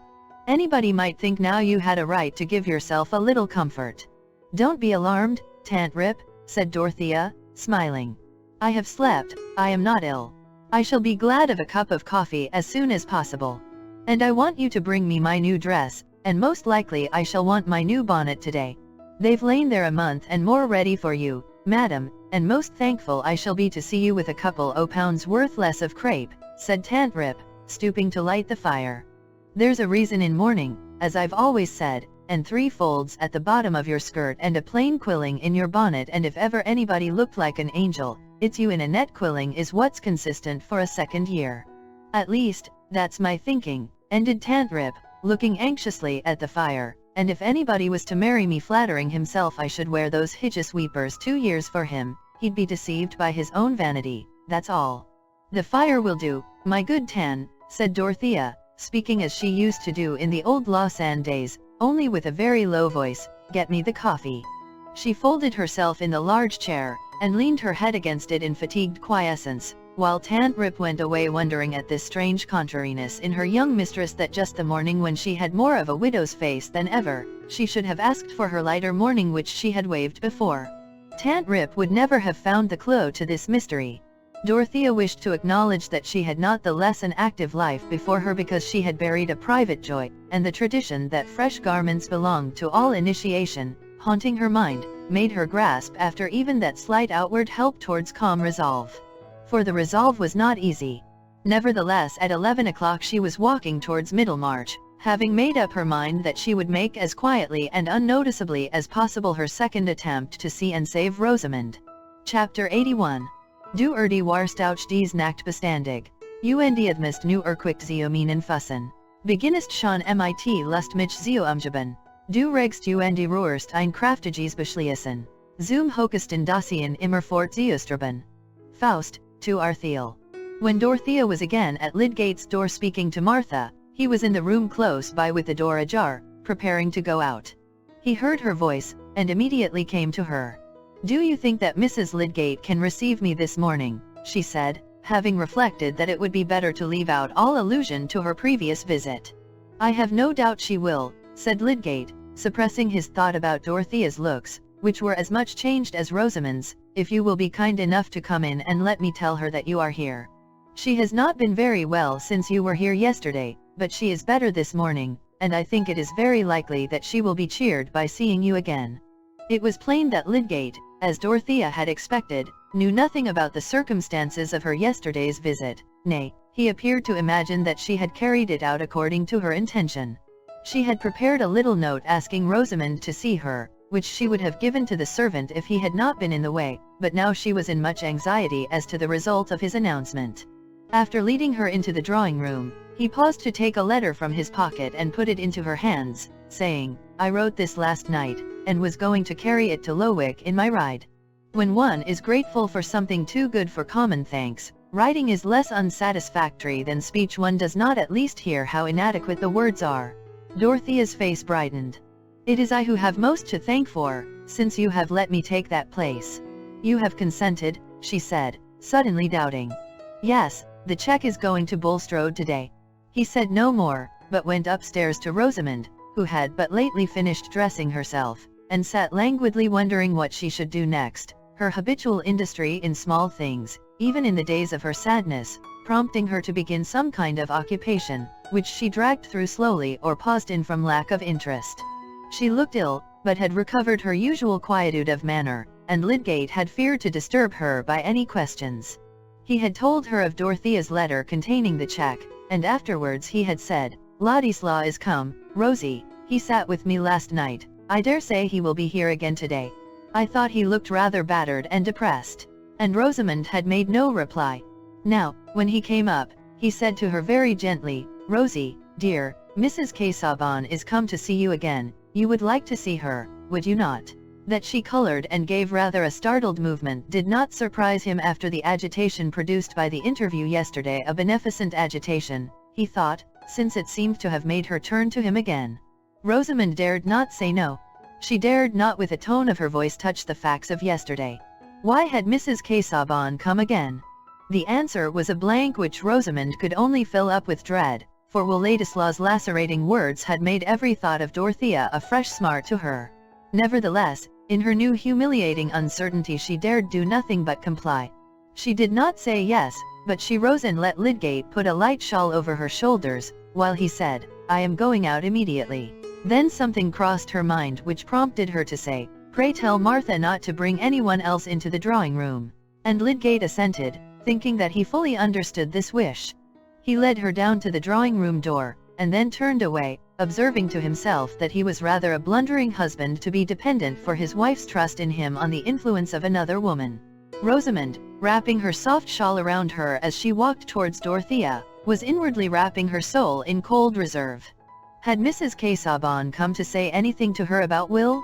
If so, it was a liberty that Rosamond resented, and she prepared herself to meet every word with polite impassibility.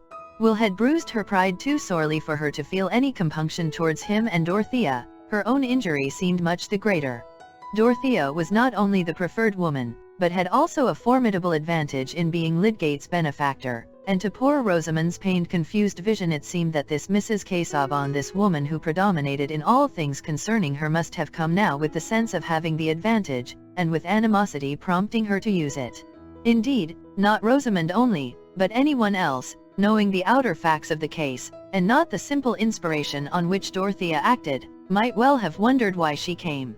Looking like the lovely ghost of herself, her graceful slimness wrapped in her soft white shawl, the rounded infantine mouth and cheek inevitably suggesting mildness and innocence, Rosamond paused at 3 yards' distance from her visitor and bowed. But Dorothea, who had taken off her gloves, from an impulse which she could never resist when she wanted a sense of freedom, came forward, and with her face full of a sad yet sweet openness, put out her hand. Rosamond could not avoid meeting her glance, could not avoid putting her small hand into Dorothea's, which clasped it with gentle motherliness, and immediately a doubt of her own prepossessions began to stir within her. Rosamond's eye was quick for faces. She saw that Mrs. Casaubon's face looked pale and changed since yesterday, yet gentle, and like the firm softness of her hand. But Dorothea had counted a little too much on her own strength. The clearness and intensity of her mental action this morning were the continuance of a nervous exaltation which made her frame as dangerously responsive as a bit of finest Venetian crystal, and in looking at Rosamond, she suddenly found her heart swelling, and was unable to speak. All her effort was required to keep back tears. She succeeded in that, and the emotion only passed over her face like the spirit of a sob, but it added to Rosamond's impression that Mrs. Casaubon's state of mind must be something quite different from what she had imagined.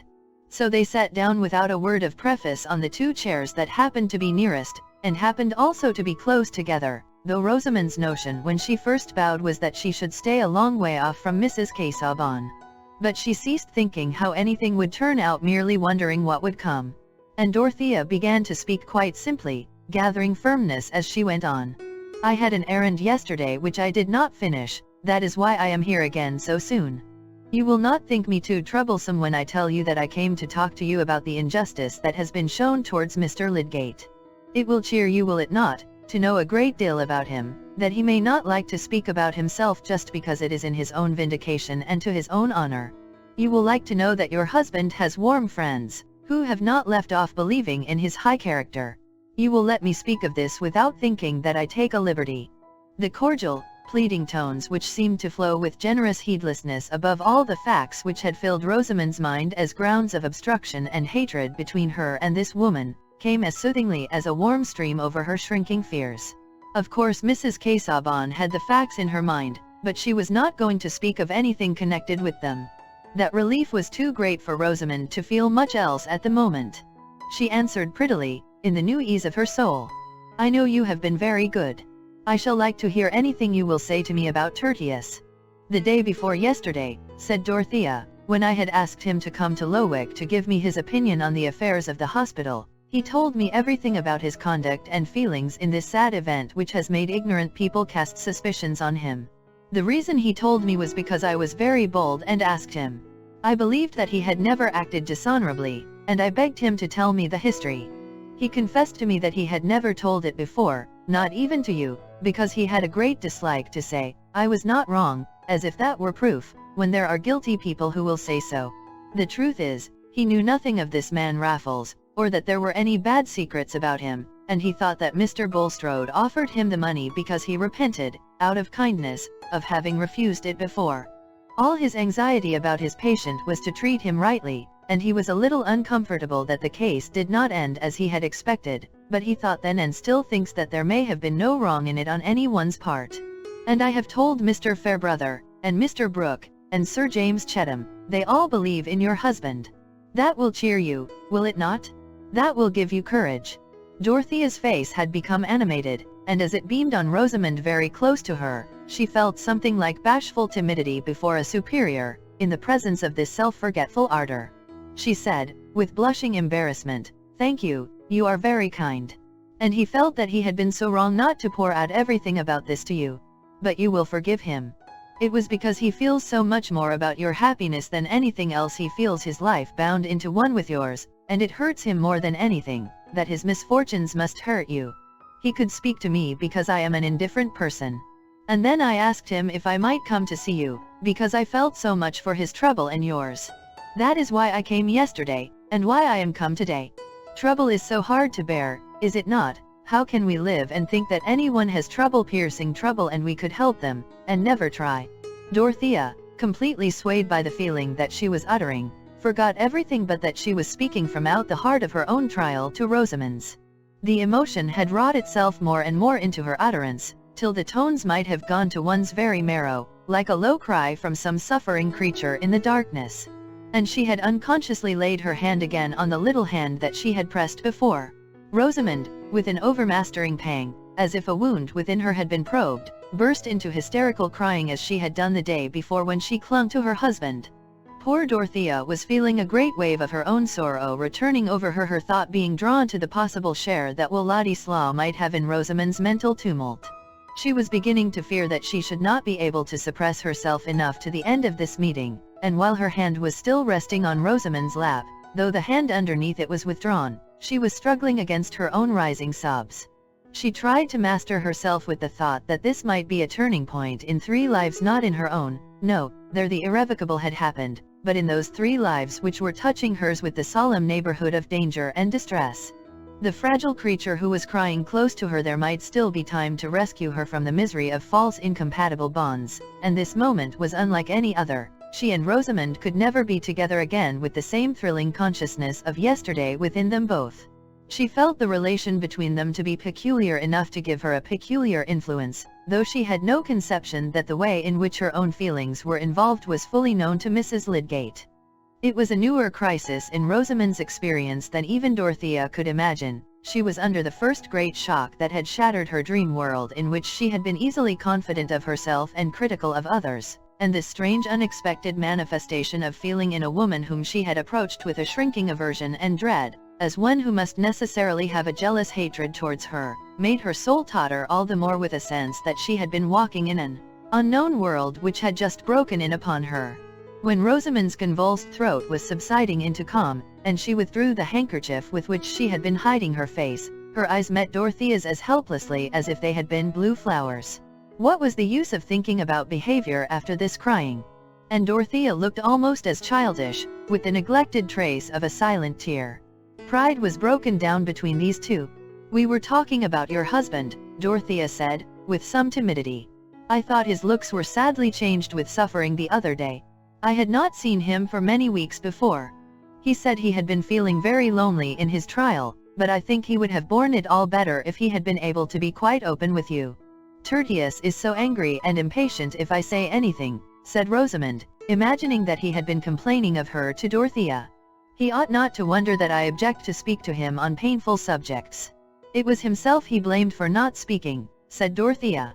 "What he said of you was, that he could not be happy in doing anything which made you unhappy, that his marriage was of course a bond which must affect his choice about everything, and for that reason he refused my proposal that he should keep his position at the hospital, because that would bind him to stay in Middlemarch, and he would not undertake to do anything which would be painful to you.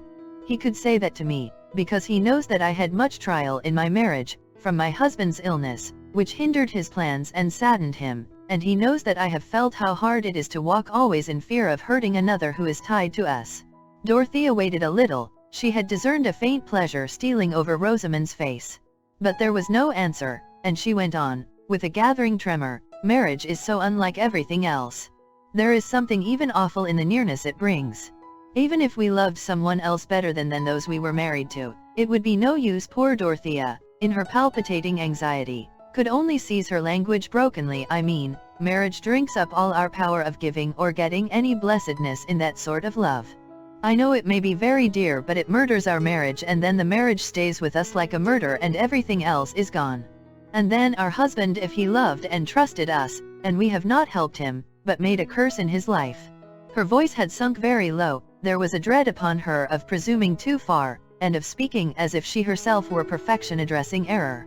She was too much preoccupied with her own anxiety to be aware that Rosamond was trembling too, and filled with the need to express pitying fellowship rather than rebuke. She put her hands on Rosamond's, and said with more agitated rapidity, I know that the feeling may be very dear. It has taken hold of us unawares. It is so hard, it may seem like death to part with it, and we are weak. I am weak."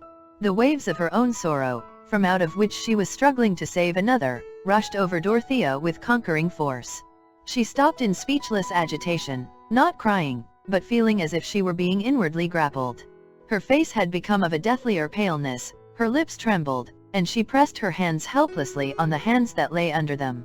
Rosamond, taken hold of by an emotion stronger than her own, hurried along in a new movement which gave all things some new, awful, undefined aspect. Could find no words, but involuntarily she put her lips to Dorothea's forehead, which was very near her, and then for a minute the two women clasped each other as if they had been in a shipwreck. "You are thinking what is not true," said Rosamond, in an eager half-whisper, while she was still feeling Dorothea's arms round her, urged by a mysterious necessity to free herself from something that oppressed her as if it were blood guiltiness. They moved apart, looking at each other. "When you came in yesterday it was not as you thought," said Rosamond in the same tone. There was a movement of surprised attention in Dorothea.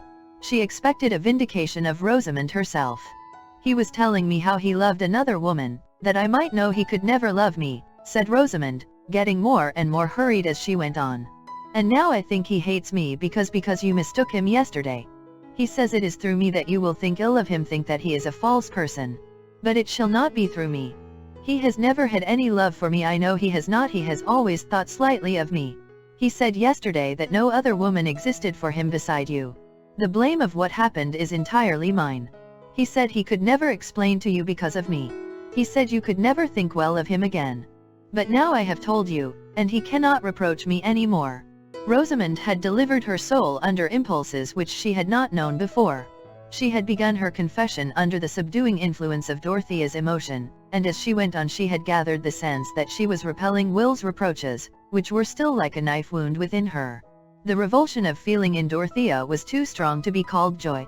It was a tumult in which the terrible strain of the night and morning made a resistant pain. She could only perceive that this would be joy when she had recovered her power of feeling it.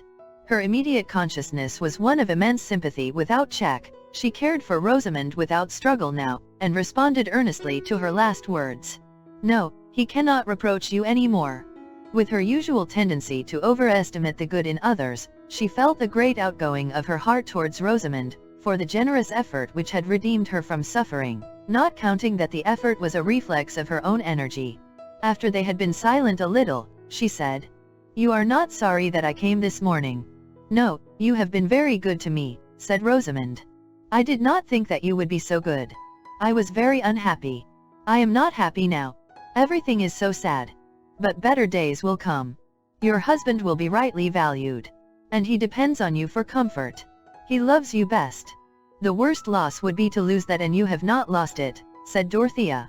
She tried to thrust away the too overpowering thought of her own relief, lest she should fail to win some sign that Rosamond's affection was yearning back towards her husband.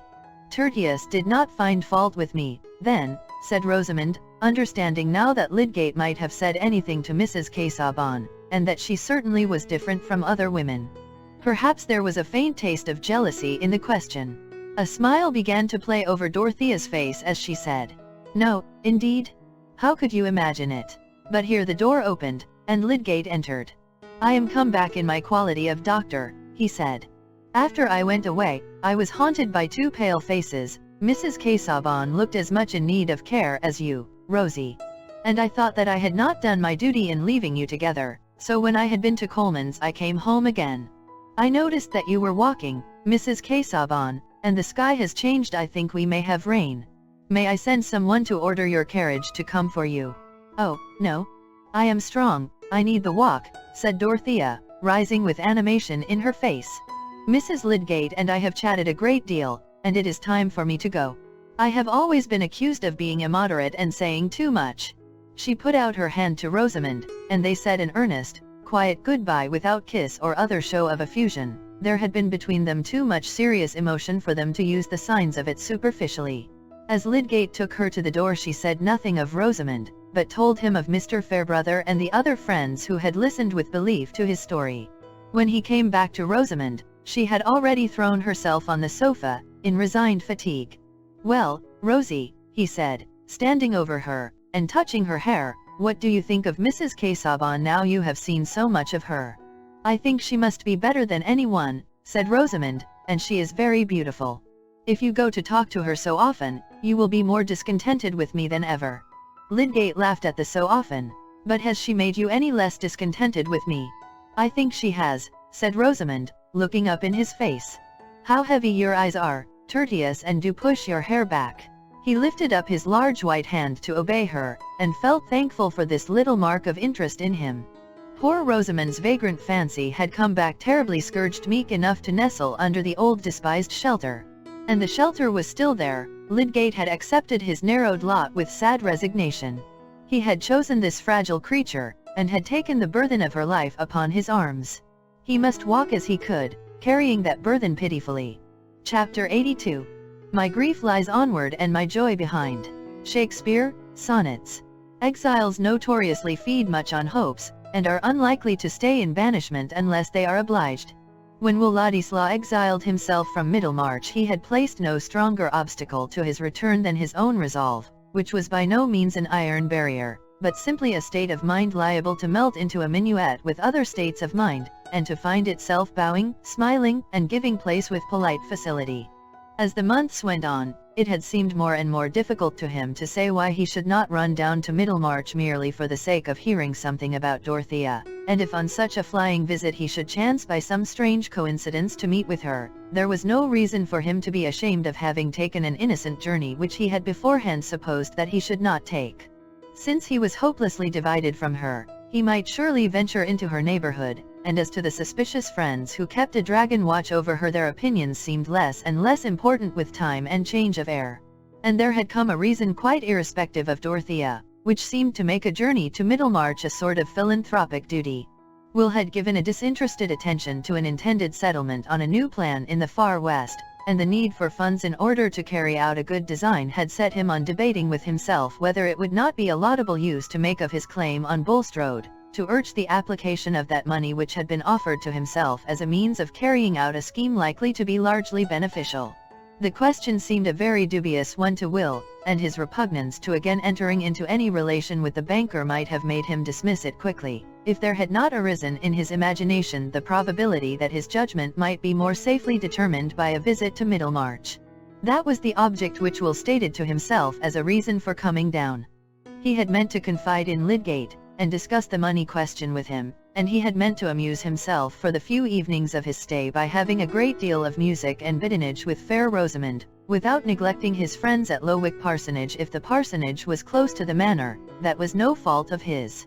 He had neglected the Fairbrothers before his departure, from a proud resistance to the possible accusation of indirectly seeking interviews with Dorothea, but hunger tames us, and Will had become very hungry for the vision of a certain form and the sound of a certain voice. Nothing had done instead, not the opera, or the converse of zealous politicians, or the flattering reception, in dim corners, of his new hand in leading articles. Thus he had come down, foreseeing with confidence how almost everything would be in his familiar little world, fearing, indeed, that there would be no surprises in his visit. But he had found that humdrum world in a terribly dynamic condition, in which even badinage and lyrism had turned explosive, and the first day of this visit had become the most fatal epoch of his life. The next morning he felt so harassed with the nightmare of consequences, he dreaded so much the immediate issues before him, that seeing while he breakfasted the arrival of the Riverstone coach, he went out hurriedly and took his place on it, that he might be relieved, at least for a day, from the necessity of doing or saying anything in Middlemarch. Will Ladislaw was in one of those tangled crises which are commoner in experience than one might imagine, from the shallow absoluteness of men's judgments. He had found Lydgate, for whom he had the sincerest respect, under circumstances which claimed his thorough and frankly declared sympathy, and the reason why, in spite of that claim, it would have been better for Will to have avoided all further intimacy, or even contact, with Lydgate, was precisely of the kind to make such a course appear impossible. To a creature of Will's susceptible temperament, without any neutral region of indifference in his nature, ready to turn everything that befell him into the collisions of a passionate drama, the revelation that Rosamond had made her happiness in any way dependent on him was a difficulty which his outburst of rage towards her had immeasurably increased for him. He hated his own cruelty, and yet he dreaded to show the fullness of his relenting. He must go to her again, the friendship could not be put to a sudden end, and her unhappiness was a power which he dreaded. And all the while there was no more foretaste of enjoyment in the life before him than if his limbs had been lopped off and he was making his fresh start on crutches. In the night he had debated whether he should not get on the coach, not for Riverstone, but for London, leaving a note to Lydgate which would give a makeshift reason for his retreat. But there were strong cords pulling him back from that abrupt departure, the blight on his happiness in thinking of Dorothea, the crushing of that chief hope which had remained in spite of the acknowledged necessity for renunciation, was too fresh a misery for him to resign himself to it and go straightway into a distance which was also despair. Thus he did nothing more decided than taking the Riverstone coach. He came back again by it while it was still daylight, having made up his mind that he must go to Lydgate's that evening. The Rubicon, we know, was a very insignificant stream to look at. Its significance lay entirely in certain invisible conditions. Will felt as if he were forced to cross his small boundary ditch, and what he saw beyond it was not empire, but discontented subjection. But it is given to us sometimes even in our everyday life to witness the saving influence of a noble nature, the divine efficacy of rescue that may lie in a self-subduing act of fellowship. If Dorothea, after her night's anguish, had not taken that walk to Rosamond, why, she perhaps would have been a woman who gained a higher character for discretion, but it would certainly not have been as well for those three who were on one hearth in Lydgate's house at 7:30 that evening. Rosamond had been prepared for Will's visit, and she received him with a languid coldness which Lydgate accounted for by her nervous exhaustion, of which he could not suppose that it had any relation to Will. And when she sat in silence bending over a bit of work, He innocently apologized for her in an indirect way by begging her to lean backward and rest. Will was miserable in the necessity for playing the part of a friend who was making his first appearance and greeting to Rosamond, while his thoughts were busy about her feelings since that scene of yesterday, which seemed still inexorably to enclose them both, like the painful vision of a double madness. It happened that nothing called Lydgate out of the room, but when Rosamond poured out the tea, and Will came near to fetch it, she placed a tiny bit of folded paper in his saucer. He saw it and secured it quickly, but as he went back to his inn he had no eagerness to unfold the paper. What Rosamond had written to him would probably deepen the painful impressions of the evening. Still, he opened and read it by his bed candle. There were only these few words in her neatly flowing hand. I have told Mrs. Casaubon. She is not under any mistake about you. I told her because she came to see me and was very kind. You will have nothing to reproach me with now. I shall not have made any difference to you. The effect of these words was not quite all gladness. As Will dwelt on them with excited imagination, he felt his cheeks and ears burning at the thought of what had occurred between Dorothea and Rosamond, at the uncertainty how far Dorothea might still feel her dignity wounded in having an explanation of his conduct offered to her. There might still remain in her mind a changed association with him which made an irremediable difference a lasting flaw. With active fancy he wrought himself into a state of doubt little more easy than that of the man who has escaped from wreck by night and stands on unknown ground in the darkness. Until that wretched yesterday, except the moment of vexation long ago in the very same room and in the very same presence, all their vision, all their thought of each other, had been as in a world apart, where the sunshine fell on tall white lilies, where no evil lurked, and no other soul entered. But now would Dorothea meet him in that world again? Chapter 83. And now good morrow to our waking souls, which watch not one another out of fear, for love all love of other sights controls, and makes one little room, an everywhere. Dr. Done. On the second morning after Dorothea's visit to Rosamond, she had had 2 nights of sound sleep, and had not only lost all traces of fatigue, but felt as if she had a great deal of superfluous strength, that is to say, more strength than she could manage to concentrate on any occupation. The day before, she had taken long walks outside the grounds, and had paid 2 visits to the parsonage, but she never in her life told anyone the reason why she spent her time in that fruitless manner, and this morning she was rather angry with herself for her childish restlessness. Today was to be spent quite differently. What was there to be done in the village? Oh dear, nothing. Everybody was well and had flannel, nobody's pig had died, and it was Saturday morning, when there was a general scrubbing of doors and doorstones, and when it was useless to go into the school. But there were various subjects that Dorothea was trying to get clear upon, and she resolved to throw herself energetically into the gravest of all. She sat down in the library before her particular little heap of books on political economy and kindred matters, out of which she was trying to get light as to the best way of spending money so as not to injure one's neighbors, or what comes to the same thing, so as to do them the most good. Here was a weighty subject which, if she could but lay hold of it, would certainly keep her mind steady. Unhappily her mind slipped off it for a whole hour, and at the end she found herself reading sentences twice over with an intense consciousness of many things, but not of any one thing contained in the text. This was hopeless. Should she order the carriage and drive to Tipton? No, for some reason or other she preferred staying at Lowick. But her vagrant mind must be reduced to order. There was an art in self-discipline, and she walked round and round the brown library considering by what sort of manoeuvre she could arrest her wandering thoughts. Perhaps a mere task was the best means, something to which she must go doggedly. Was there not the geography of Asia Minor, in which her slackness had often been rebuked by Mr. Casaubon?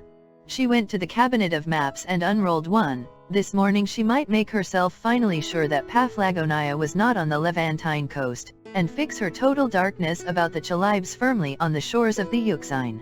A map was a fine thing to study when you were disposed to think of something else, being made up of names that would turn into a chime if you went back upon them. Dorothea set earnestly to work, bending close to her map, and uttering the names in an audible, subdued tone, which often got into a chime. She looked amusingly girlish after all her deep experience, nodding her head and marking the names off on her fingers, with a little pursing of her lip, and now and then breaking off to put her hands on each side of her face and say, "Oh dear, oh dear."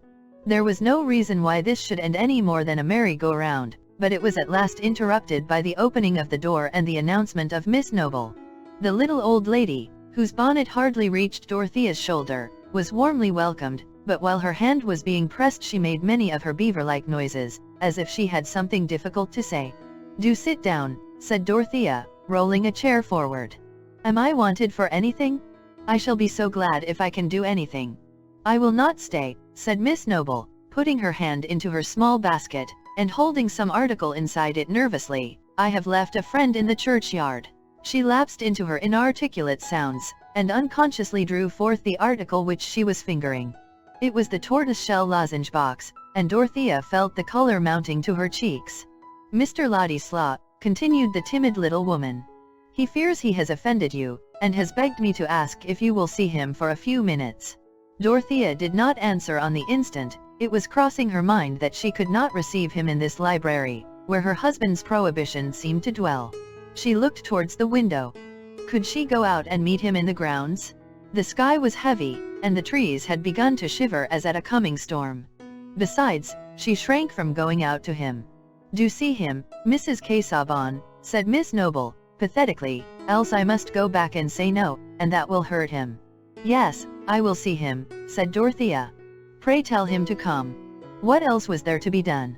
There was nothing that she longed for at that moment except to see Will. The possibility of seeing him had thrust itself insistently between her and every other object, and yet she had a throbbing excitement like an alarm upon her, a sense that she was doing something daringly defiant for his sake. When the little lady had trotted away on her mission, Dorothea stood in the middle of the library with her hands falling clasped before her, making no attempt to compose herself in an attitude of dignified unconsciousness. What she was least conscious of just then was her own body. She was thinking of what was likely to be in Will's mind, and of the hard feelings that others had had about him. How could any duty bind her to hardness? Resistance to unjust disputes had mingled with her feeling for him from the very first, and now in the rebound of her heart after her anguish the resistance was stronger than ever.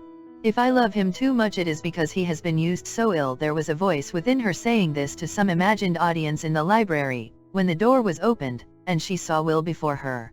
She did not move, and he came towards her with more doubt and timidity in his face than she had ever seen before.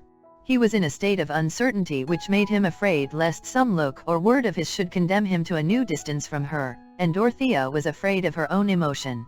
She looked as if there were a spell upon her, keeping her motionless and hindering her from unclasping her hands, while some intense, grave yearning was imprisoned within her eyes. Seeing that she did not put out her hand as usual, Will paused a yard from her and said with embarrassment, "I am so grateful to you for seeing me." "I wanted to see you," said Dorothea, having no other words at command. It did not occur to her to sit down, and Will did not give a cheerful interpretation to this queenly way of receiving him, but he went on to say what he had made up his mind to say. "I fear you think me foolish and perhaps wrong for coming back so soon. I have been punished for my impatience. You know, everyone knows now a painful story about my parentage. I knew of it before I went away, and I always meant to tell you of it if we ever met again." There was a slight movement in Dorothea, and she unclasped her hands, but immediately folded them over each other. "But the affair is matter of gossip now," Will continued. "I wished you to know that something connected with it, something which happened before I went away, helped to bring me down here again. At least I thought it excused my coming. It was the idea of getting Bulstrode to apply some money to a public purpose, some money which he had thought of giving me. Perhaps it is rather to Bulstrode's credit that he privately offered me compensation for an old injury. He offered to give me a good income to make amends, but I suppose you know the disagreeable story." Will looked doubtfully at Dorothea, but his manner was gathering some of the defiant courage with which he always thought of this fact in his destiny. He added, "You know that it must be altogether painful to me." Yes, I know," said Dorothea, hastily. "I did not choose to accept an income from such a source. I was sure that you would not think well of me if I did so," said Will. Why should he mind saying anything of that sort to her now? She knew that he had avowed his love for her. "I felt that," he broke off, "nevertheless.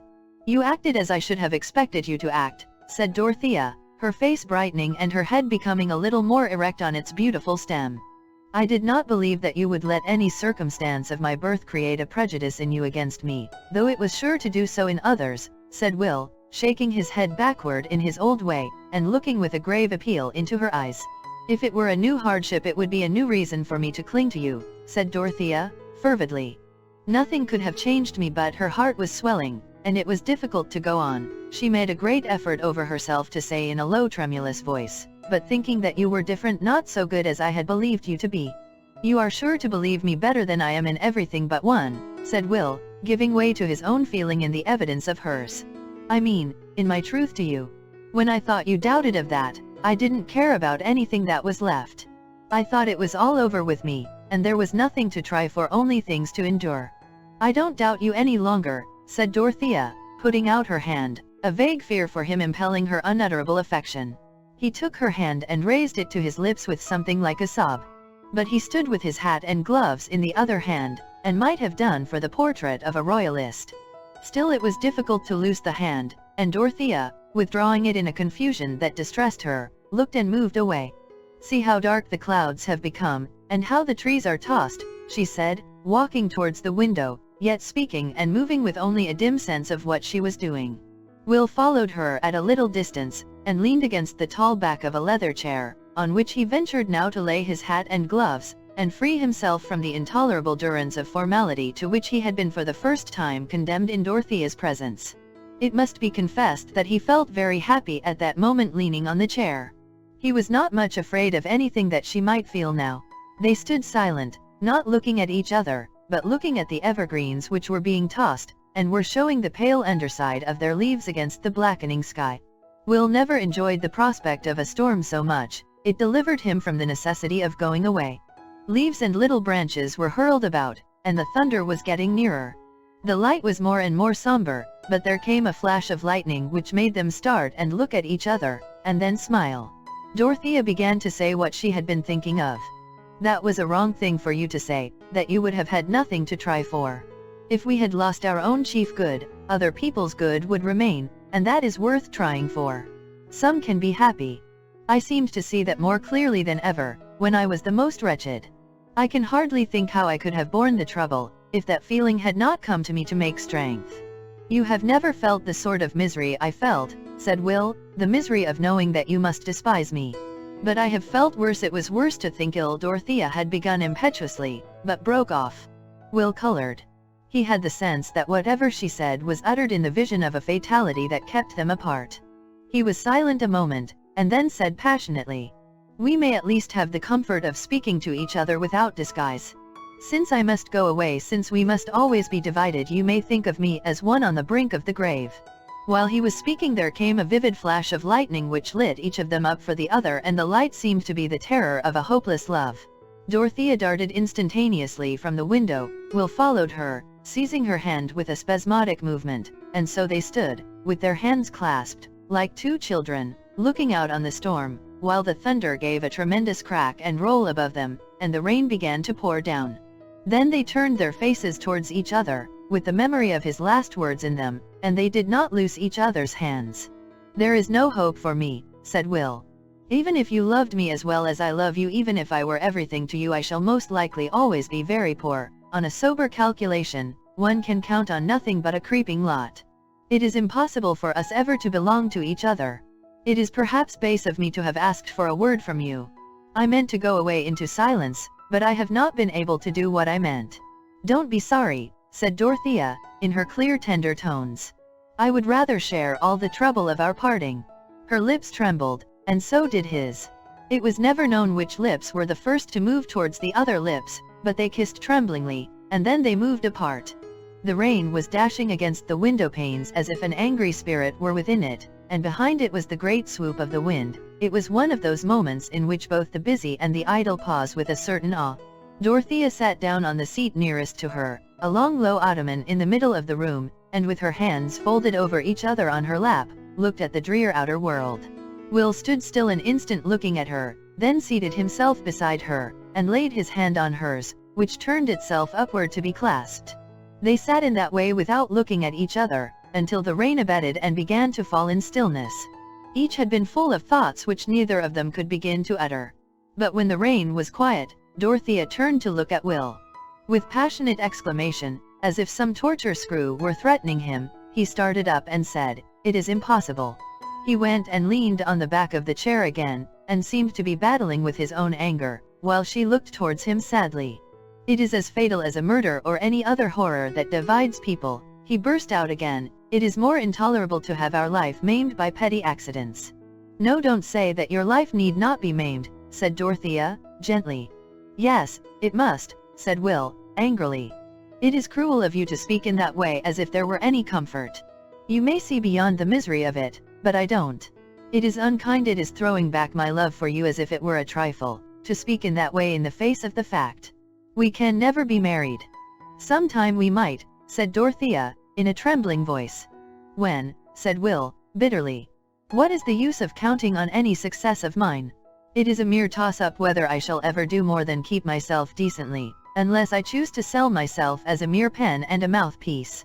I can see that clearly enough. I could not offer myself to any woman, even if she had no luxuries to renounce." There was silence. Dorothea's heart was full of something that she wanted to say, and yet the words were too difficult. She was wholly possessed by them. At that moment debate was mute within her. And it was very hard that she could not say what she wanted to say. Will was looking out of the window angrily. If he would have looked at her and not gone away from her side, she thought everything would have been easier. At last he turned, still resting against the chair, and stretching his hand automatically towards his hat, said with a sort of exasperation, "Goodbye." "Oh, I cannot bear it, my heart will break," said Dorothea, starting from her seat, the flood of her young passion bearing down all the obstructions which had kept her silent, the great tears rising and falling in an instant. "I don't mind about poverty, I hate my wealth." In an instant Will was close to her and had his arms round her, but she drew her head back and held his away gently that she might go on speaking, her large tear-filled eyes looking at his very simply, while she said in a sobbing childlike way, "We could live quite well on my own fortune, it is too much, 700 a year, I want so little, no new clothes, and I will learn what everything costs." Chapter 84. "Though it be songe of old and yonge, that I should be to blame, theirs be the charge, that spoke so large, in heritage of my name, the not brown maid." It was just after the Lords had thrown out the Reform Bill. That explains how Mr. Cadwallader came to be walking on the slope of the lawn near the great conservatory at Freshett Hall, holding the Times in his hands behind him, while he talked with a trout fisher's dispassionateness about the prospects of the country to Sir James Chettam.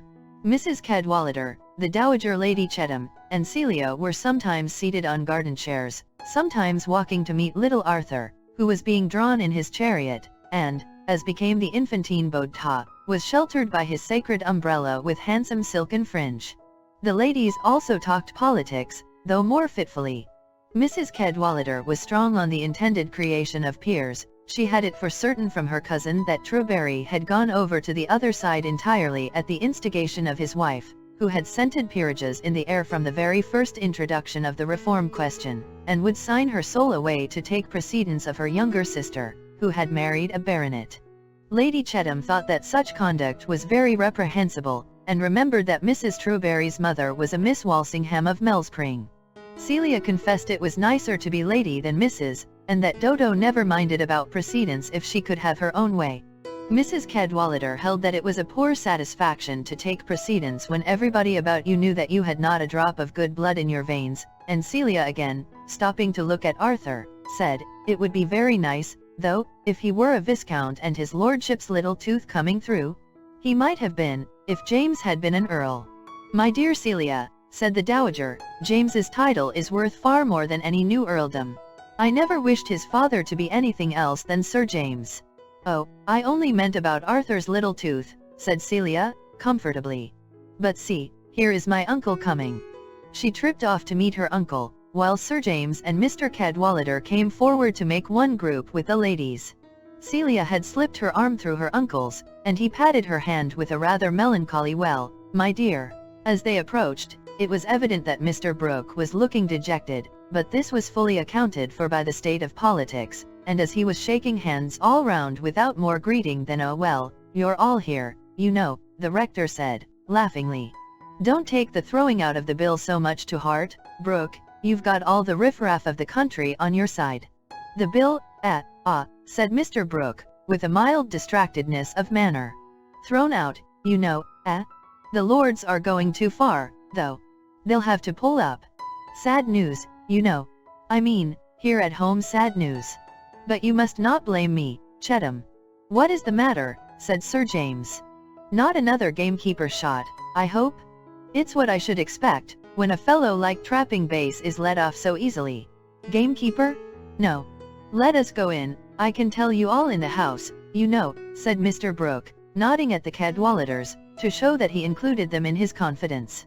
As to poachers like Trapping Base, you know, Chettam, he continued, as they were entering, when you are a magistrate, you'll not find it so easy to commit. Severity is all very well, but it's a great deal easier when you've got somebody to do it for you. You have a soft place in your heart yourself, you know you're not a Draco, a Jeffreys, that sort of thing. Mr. Brooke was evidently in a state of nervous perturbation. When he had something painful to tell, it was usually his way to introduce it among a number of disjointed particulars, as if it were a medicine that would get a milder flavor by mixing. He continued his chat with Sir James about the poachers until they were all seated, and Mrs. Cadwallader, impatient of this drivelling, said, "I'm dying to know the sad news. The gamekeeper is not shot, that is settled." "What is it, then?" "Well, it's a very trying thing, you know," said Mr. Brooke. "I'm glad you and the rector are here, it's a family matter, but you will help us all to bear it, Cadwallader. I've got to break it to you, my dear." Here Mr. Brooke looked at Celia. "You've no notion what it is, you know. And, Chettam, it will annoy you uncommonly, but, you see, you have not been able to hinder it, any more than I have. There's something singular in things, they come round, you know." "It must be about Dodo," said Celia, who had been used to think of her sister as the dangerous part of the family machinery. She had seated herself on a low stool against her husband's knee. "For God's sake, let us hear what it is," said Sir James. "Well, you know, Chettam, I couldn't help Casaubon's will, it was a sort of will to make things worse." "Exactly," said Sir James, hastily. "But what is worse?" "Dorothea is going to be married again, you know," said Mr. Brooke, nodding towards Celia, who immediately looked up at her husband with a frightened glance, and put her hand on his knee. Sir James was almost white with anger, but he did not speak. "Merciful heaven," said Mrs. Cadwallader. "Not to young Ladislaw?" Mr. Brooke nodded, saying, "Yes, to Ladislaw," and then fell into a prudential silence.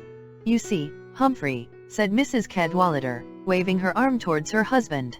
"Another time you will admit that I have some foresight, or rather you will contradict me and be just as blind as ever. You supposed that the young gentleman was gone out of the country." "So he might be, and yet come back," said the rector, quietly. "When did you learn this?" said Sir James, not liking to hear anyone else speak, though finding it difficult to speak himself. "Yesterday," said Mr. Brooke, meekly. "I went to Lowick. Dorothea sent for me, you know. It had come about quite suddenly. Neither of them had any idea 2 days ago, not any idea, you know. There's something singular in things. But Dorothea is quite determined, it is no use opposing. I put it strongly to her. I did my duty, Chettam. But she can act as she likes, you know. It would have been better if I had called him out and shot him a year ago," said Sir James, not from bloody-mindedness, but because he needed something strong to say. "Really, James, that would have been very disagreeable," said Celia. "Be reasonable, Chettam. Look at the affair more quietly," said Mr. Cadwallader, sorry to see his good-natured friend so overmastered by anger. "That is not so very easy for a man of any dignity with any sense of right when the affair happens to be in his own family," said Sir James, still in his white indignation. "It is perfectly scandalous. If Ladislaw had had a spark of honor he would have gone out of the country at once, and never shown his face in it again. However, I am not surprised. The day after Casaubon's funeral I said what ought to be done. But I was not listened to. You wanted what was impossible, you know, Chettam," said Mr. Brooke. "You wanted him shipped off. I told you Ladislaw was not to be done as we liked with, he had his ideas. He was a remarkable fellow, I always said he was a remarkable fellow." "Yes," said Sir James, unable to repress a retort, "it is rather a pity you formed that high opinion of him. We are indebted to that for his being lodged in this neighborhood. We are indebted to that for seeing a woman like Dorothea degrading herself by marrying him." Sir James made little stoppages between his clauses, the words not coming easily. "A man so marked out by her husband's will, that delicacy ought to have forbidden her from seeing him again. Who takes her out of her proper rank into poverty, has the meanness to accept such a sacrifice, has always had an objectionable position, a bad origin, and, I believe, is a man of little principle and light character. That is my opinion," Sir James ended emphatically, turning aside and crossing his leg. "I pointed everything out to her," said Mr. Brooke, apologetically. "I mean the poverty, and abandoning her position. I said, 'My dear, you don't know what it is to live on 700 a year, and have no carriage, and that kind of thing, and go amongst people who don't know who you are.' I put it strongly to her. But I advise you to talk to Dorothea herself. The fact is, she has a dislike to Casaubon's property. You will hear what she says, you know." "No, excuse me, I shall not," said Sir James, with more coolness. "I cannot bear to see her again, it is too painful. It hurts me too much that a woman like Dorothea should have done what is wrong." "Be just, Chettam," said the easy, large-lipped rector, who objected to all this unnecessary discomfort. "Mrs. Casaubon may be acting imprudently, she is giving up a fortune for the sake of a man, and we men have so poor an opinion of each other that we can hardly call a woman wise who does that. But I think you should not condemn it as a wrong action, in the strict sense of the word." "Yes, I do," answered Sir James. "I think that Dorothea commits a wrong action in marrying Ladislaw. My dear fellow, we are rather apt to consider an act wrong because it is unpleasant to us," said the rector, quietly. Like many men who take life easily, he had the knack of saying a home truth occasionally to those who felt themselves virtuously out of temper. Sir James took out his handkerchief and began to bite the corner. "It is very dreadful of Dodo, though," said Celia, wishing to justify her husband. "She said she never would marry again, not anybody at all." "I heard her say the same thing myself," said Lady Chettam, majestically, as if this were royal evidence. "Oh, there is usually a silent exception in such cases," said Mrs. Cadwallader. "The only wonder to me is, that any of you are surprised. You did nothing to hinder it. If you would have had Lord Triton down here to woo her with his philanthropy, he might have carried her off before the year was over. There was no safety in anything else. Mr. Casaubon had prepared all this as beautifully as possible. He made himself disagreeable, or it pleased God to make him so, and then he dared her to contradict him. It's the way to make any trumpery tempting, to ticket it at a high price in that way." "I don't know what you mean by wrong, Cadwallader," said Sir James, still feeling a little stung, and turning round in his chair towards the rector. "He's not a man we can take into the family. At least, I must speak for myself," he continued, carefully keeping his eyes off Mr. Brooke. "I suppose others will find his society too pleasant to care about the propriety of the thing." "Well, you know, Chettam," said Mr. Brooke, good-humouredly, nursing his leg, "I can't turn my back on Dorothea. I must be a father to her up to a certain point. I said, 'My dear, I won't refuse to give you away.' I had spoken strongly before. But I can cut off the entail, you know. It will cost money and be troublesome, but I can do it, you know." Mr. Brooke nodded at Sir James, and felt that he was both showing his own force of resolution and propitiating what was just in the baronet's vexation. He had hit on a more ingenious mode of parrying than he was aware of. He had touched a motive of which Sir James was ashamed. The mass of his feeling about Dorothea's marriage to Ladislaw was due partly to excusable prejudice, or even justifiable opinion, partly to a jealous repugnance hardly less in Ladislaw's case than in Casaubon's. He was convinced that the marriage was a fatal one for Dorothea.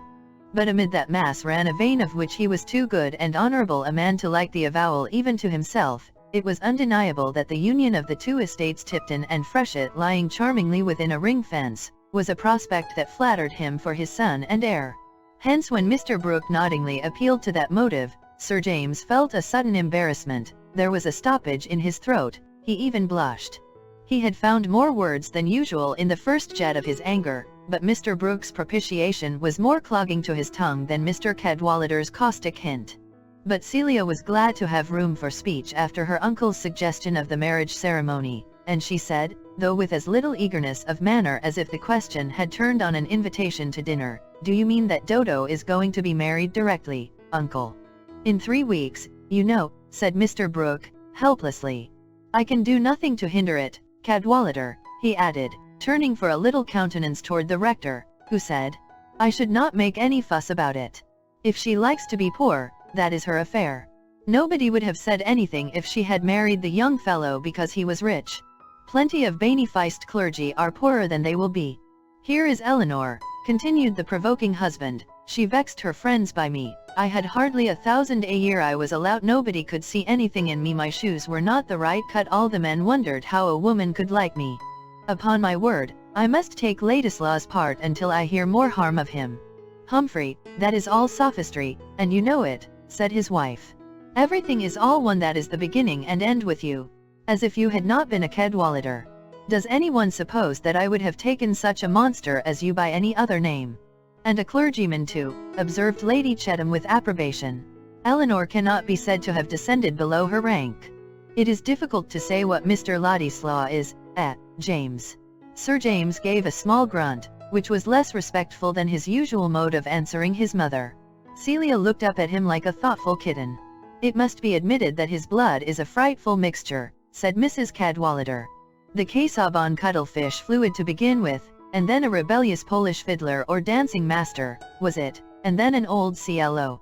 Nonsense, Eleanor, said the rector, rising. It is time for us to go. After all, he is a pretty sprig, said Mrs. Cadwallader, rising too, and wishing to make amends. He is like the fine old Crickley portraits before the idiots came in. I'll go with you, said Mr. Brooke, starting up with alacrity. You must all come and dine with me tomorrow, you know, Celia, my dear. You will, James, won't you, said Celia, taking her husband's hand. Oh, of course, if you like, said Sir James, pulling down his waistcoat, but unable yet to adjust his face good-humouredly. That is to say, if it is not to meet anybody else. No, no, no, said Mr. Brooke, understanding the condition. Dorothea would not come, you know, unless you had been to see her. When Sir James and Celia were alone, she said, do you mind about my having the carriage to go to Lowick, James? What, now, directly, he answered, with some surprise. Yes, it is very important, said Celia. Remember, Celia, I cannot see her, said Sir James. Not if she gave up marrying. What is the use of saying that? However, I'm going to the stables. I'll tell Briggs to bring the carriage round. Celia thought it was of great use, if not to say that, at least to take a journey to Lowick in order to influence Dorothea's mind. All through their girlhood she had felt that she could act on her sister by a word judiciously placed, by opening a little window for the daylight of her own understanding to enter among the strange-colored lamps by which Dodo habitually saw. And Celia the matron naturally felt more able to advise her childless sister. How could anyone understand Dodo so well as Celia did, or love her so tenderly? Dorothea, busy in her boudoir, felt a glow of pleasure at the sight of her sister so soon after the revelation of her intended marriage. She had prefigured to herself, even with exaggeration, the disgust of her friends, and she had even feared that Celia might be kept aloof from her. "Oh Kitty, I am delighted to see you," said Dorothea, putting her hands on Celia's shoulders, and beaming on her. "I almost thought you would not come to me." "I have not brought Arthur, because I was in a hurry," said Celia, and they sat down on two small chairs opposite each other, with their knees touching. "You know, Dodo, it is very bad," said Celia, in her placid guttural, looking as prettily free from humors as possible. "You have disappointed us all so. And I can't think that it ever will be. You never can go and live in that way. And then there are all your plans. You never can have thought of that. James would have taken any trouble for you, and you might have gone on all your life doing what you liked." "On the contrary, dear," said Dorothea, "I never could do anything that I liked. I have never carried out any plan yet. Because you always wanted things that wouldn't do. But other plans would have come. And how can you marry Mr. Ladislaw, that we none of us ever thought you could marry? It shocks James so dreadfully. And then it is all so different from what you have always been. You would have Mr. Casaubon because he had such a great soul, and was so old and dismal and learned, and now, to think of marrying Mr. Ladislaw, who has got no estate or anything. I suppose it is because you must be making yourself uncomfortable in some way or other." Dorothea laughed. "Well, it is very serious, Dodo," said Celia, becoming more impressive.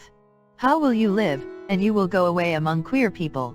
And I shall never see you, and you won't mind about little Arthur, and I thought you always would." Celia's rare tears had got into her eyes, and the corners of her mouth were agitated. "Dear Celia," said Dorothea, with tender gravity, if you don't ever see me, it will not be my fault." "Yes, it will," said Celia, with the same touching distortion of her small features. "How can I come to you or have you with me when James can't bear it? That is because he thinks it is not right. He thinks you are so wrong, Dodo. But you always were wrong, only I can't help loving you. And nobody can think where you will live. Where can you go?" "I am going to London," said Dorothea. "How can you always live in a street? And you will be so poor. I could give you half my things, only how can I, when I never see you?" "Bless you, Kitty," said Dorothea, with gentle warmth. "Take comfort, perhaps James will forgive me some time." "But it would be much better if you would not be married," said Celia, drying her eyes, and returning to her argument. "Then there would be nothing uncomfortable. And you would not do what nobody thought you could do. James always said you ought to be a queen, but this is not at all being like a queen. You know what mistakes you have always been making, Dodo, and this is another. Nobody thinks Mr. LXXIII a proper husband for you. And you said you would never be married again." "It is quite true that I might be a wiser person, Celia," said Dorothea, "and that I might have done something better, if I had been better. But this is what I am going to do. I have promised to marry Mr. LXXIII, and I am going to marry him." The tone in which Dorothea said this was a note that Celia had long learned to recognize. She was silent a few moments, and then said, as if she had dismissed all contest, "Is he very fond of you, Dodo?" "I hope so. I am very fond of him." "That is nice," said Celia, comfortably. "Only I would rather you had such a sort of husband as James is, with a place very near, that I could drive to." Dorothea smiled, and Celia looked rather meditative. Presently she said, "I cannot think how it all came about." Celia thought it would be pleasant to hear the story. "I dare say not," said Dorothea, pinching her sister's chin. "If you knew how it came about, it would not seem wonderful to you?" "Can't you tell me?" said Celia, settling her arms cozily. "No, dear, you would have to feel with me, else you would never know." Chapter 85. Then went the jury out, whose names were Mr. Blindman, Mr. No-Good, Mr. Malice, Mr. Lovelust, Mr. Liveloose, Mr. Heady, Mr. Highmind, Mr. Enmity, Mr. Liar, Mr. Cruelty, Mr. Hatelight, Mr. Implacable, who every one gave in his private verdict against him among themselves, and afterwards unanimously concluded to bring him in guilty before the judge. And first among themselves, Mr. Blindman, the foreman, said, "I see clearly that this man is a heretic." Then said Mr. No-Good, "Away with such a fellow from the earth?" "I," said Mr. Malice, "for I hate the very look of him." Then said Mr. Lovelust, "I could never endure him." "Nor I," said Mr. Liveloose, "for he would be always condemning my way." hang him," said Mr. Heady. "A sorry scrub," said Mr. Highmind. "My heart riseth against him," said Mr. Enmity. "He is a rogue," said Mr. Liar. "Hanging is too good for him," said Mr. Cruelty. "Let us dispatch him out of the way," said Mr. Hatelight. Then said Mr. Implacable, "Might I have all the world given me, I could not be reconciled to him, therefore let us forthwith bring him in guilty of death." Pilgrim's Progress. When immortal Bunyan makes his picture of the persecuting passions bringing in their verdict of guilty, who pities faithful? That is a rare and blessed lot which some greatest men have not attained, to know ourselves guiltless before a condemning crowd, to be sure that what we are denounced for is solely the good in us. The pitiable lot is that of the man who could not call himself a martyr, even though he were to persuade himself that the men who stoned him were but ugly passions incarnate, who knows that he is stoned, not for professing the right, but for not being the man he professed to be. This was the consciousness that Bulstrode was withering under while he made his preparations for departing from Middlemarch, and going to end his stricken life in that sad refuge, the indifference of new faces. The duteous merciful constancy of his wife had delivered him from one dread, but it could not hinder her presence from being still a tribunal before which he shrank from confession and desired advocacy. His equivocations with himself about the death of Raffles had sustained the conception of an omniscience whom he prayed to, yet he had a terror upon him which would not let him expose them to judgment by a full confession to his wife, the acts which he had washed and diluted with inward argument and motive, and for which it seemed comparatively easy to win invisible pardon. What name would she call them by? That she should ever silently call his acts murder was what he could not bear. He felt shrouded by her doubt. He got strength to face her from the sense that she could not yet feel warranted in pronouncing that worst condemnation on him. Sometime, perhaps when he was dying, he would tell her all, In the deep shadow of that time, when she held his hand in the gathering darkness, she might listen without recoiling from his touch. Perhaps, but concealment had been the habit of his life, and the impulse to confession had no power against the dread of a deeper humiliation. He was full of timid care for his wife, not only because he deprecated any harshness of judgment from her, but because he felt a deep distress at the sight of her suffering. She had sent her daughters away to board at a school on the coast, that this crisis might be hidden from them as far as possible. Set free by their absence from the intolerable necessity of accounting for her grief or of beholding their frightened wonder, she could live unconstrainedly with the sorrow that was every day streaking her hair with whiteness and making her eyelids languid. "Tell me anything that you would like to have me do, Harriet," Bulstrode had said to her, "I mean with regard to arrangements of property. It is my intention not to sell the land I possess in this neighborhood, but to leave it to you as a safe provision. If you have any wish on such subjects, do not conceal it from me." A few days afterwards, when she had returned from a visit to her brothers, she began to speak to her husband on a subject which had for some time been in her mind. "I should like to do something for my brother's family, Nicholas, and I think we are bound to make some amends to Rosamond and her husband. Walter says Mr. Lydgate must leave the town, and his practice is almost good for nothing, and they have very little left to settle anywhere with. I would rather do without something for ourselves, to make some amends to my poor brother's family." Mrs. Bulstrode did not wish to go nearer to the facts than in the phrase "make some amends," knowing that her husband must understand her. He had a particular reason, which she was not aware of, for wincing under her suggestion. He hesitated before he said, "It is not possible to carry out your wish in the way you propose, my dear. Mr. Lydgate has virtually rejected any further service from me. He has returned the £1,000 which I lent him. Mrs. Casaubon advanced him the sum for that purpose. Here is his letter." The letter seemed to cut Mrs. Bulstrode severely. The mention of Mrs. Casaubon's loan seemed a reflection of that public feeling which held it a matter of course that everyone would avoid a connection with her husband. She was silent for some time, and the tears fell one after the other, her chin trembling as she wiped them away. Bulstrode, sitting opposite to her, ached at the sight of that grief-worn face, which 2 months before had been bright and blooming. It had aged to keep sad company with his own withered features. Urged into some effort at comforting her, he said, "There is another means, Harriet, by which I might do a service to your brother's family, if you like to act in it. And it would, I think, be beneficial to you. It would be an advantageous way of managing the land which I mean to be yours." She looked attentive. "Garth once thought of undertaking the management of Stone Court in order to place your nephew Fred there. The stock was to remain as it is, and they were to pay a certain share of the profits instead of an ordinary rent.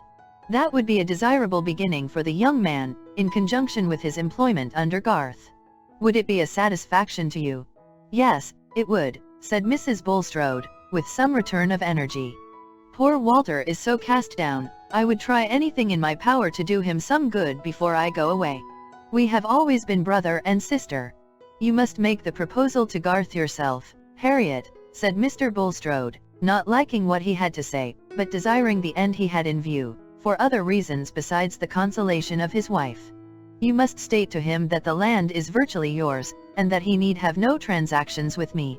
Communications can be made through Standish. I mention this, because Garth gave up being my agent. I can put into your hands a paper which he himself drew up, stating conditions, and you can propose his renewed acceptance of them. I think it is not unlikely that he will accept when you propose the thing for the sake of your nephew." Chapter 86. LXXII Sacher d'amour comme d'un seul divin qui Eli conserve, de la l'incorruptible adherence de ceux qui se sont aimés de l'aube de la vie, et la fraîcheur de vie les amours prolongés. Il existe un embaument d'amour. C'est de Daphnis et Chloé qui sont faits Philemon et Baucis. Cette vie est la ressemblance du soir avec l'aurore. Victor Hugo, Le Homme qui rit.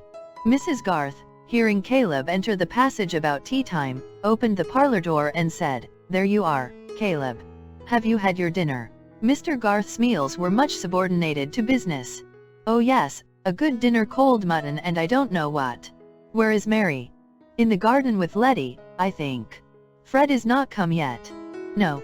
"Are you going out again without taking tea, Caleb?" said Mrs. Garth, seeing that her absent-minded husband was putting on again the hat which he had just taken off.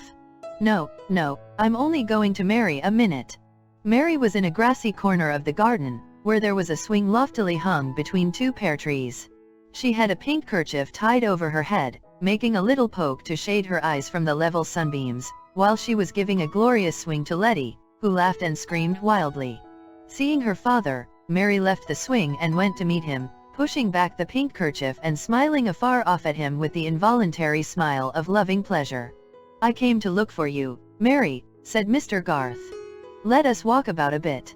Mary knew quite well that her father had something particular to say. His eyebrows made their pathetic angle, and there was a tender gravity in his voice. These things had been signs to her when she was Letty's age. She put her arm within his, and they turned by the row of nut trees. "It will be a sad while before you can be married, Mary," said her father, not looking at her, but at the end of the stick which he held in his other hand. "Not a sad while, father, I mean to be merry," said Mary, laughingly. "I have been single and merry for 24 years and more. I suppose it will not be quite as long again as that?" Then, after a little pause, she said, more gravely, bending her face before her father's, "If you are contented with Fred." Caleb screwed up his mouth and turned his head aside wisely. "Now, father, you did praise him last Wednesday. You said he had an uncommon notion of stock, and a good eye for things." "Did I?" said Caleb, rather slyly. "Yes, I put it all down, and the date, Anno Domini, and everything," said Mary. "You like things to be neatly booked. And then his behavior to you, father, is really good. He has a deep respect for you, and it is impossible to have a better temper than Fred has." You want to coax me into thinking him a fine match." "No, indeed, father. I don't love him because he is a fine match." "What for, then?" "Oh, dear, because I have always loved him. I should never like scolding anyone else so well, and that is a point to be thought of in a husband."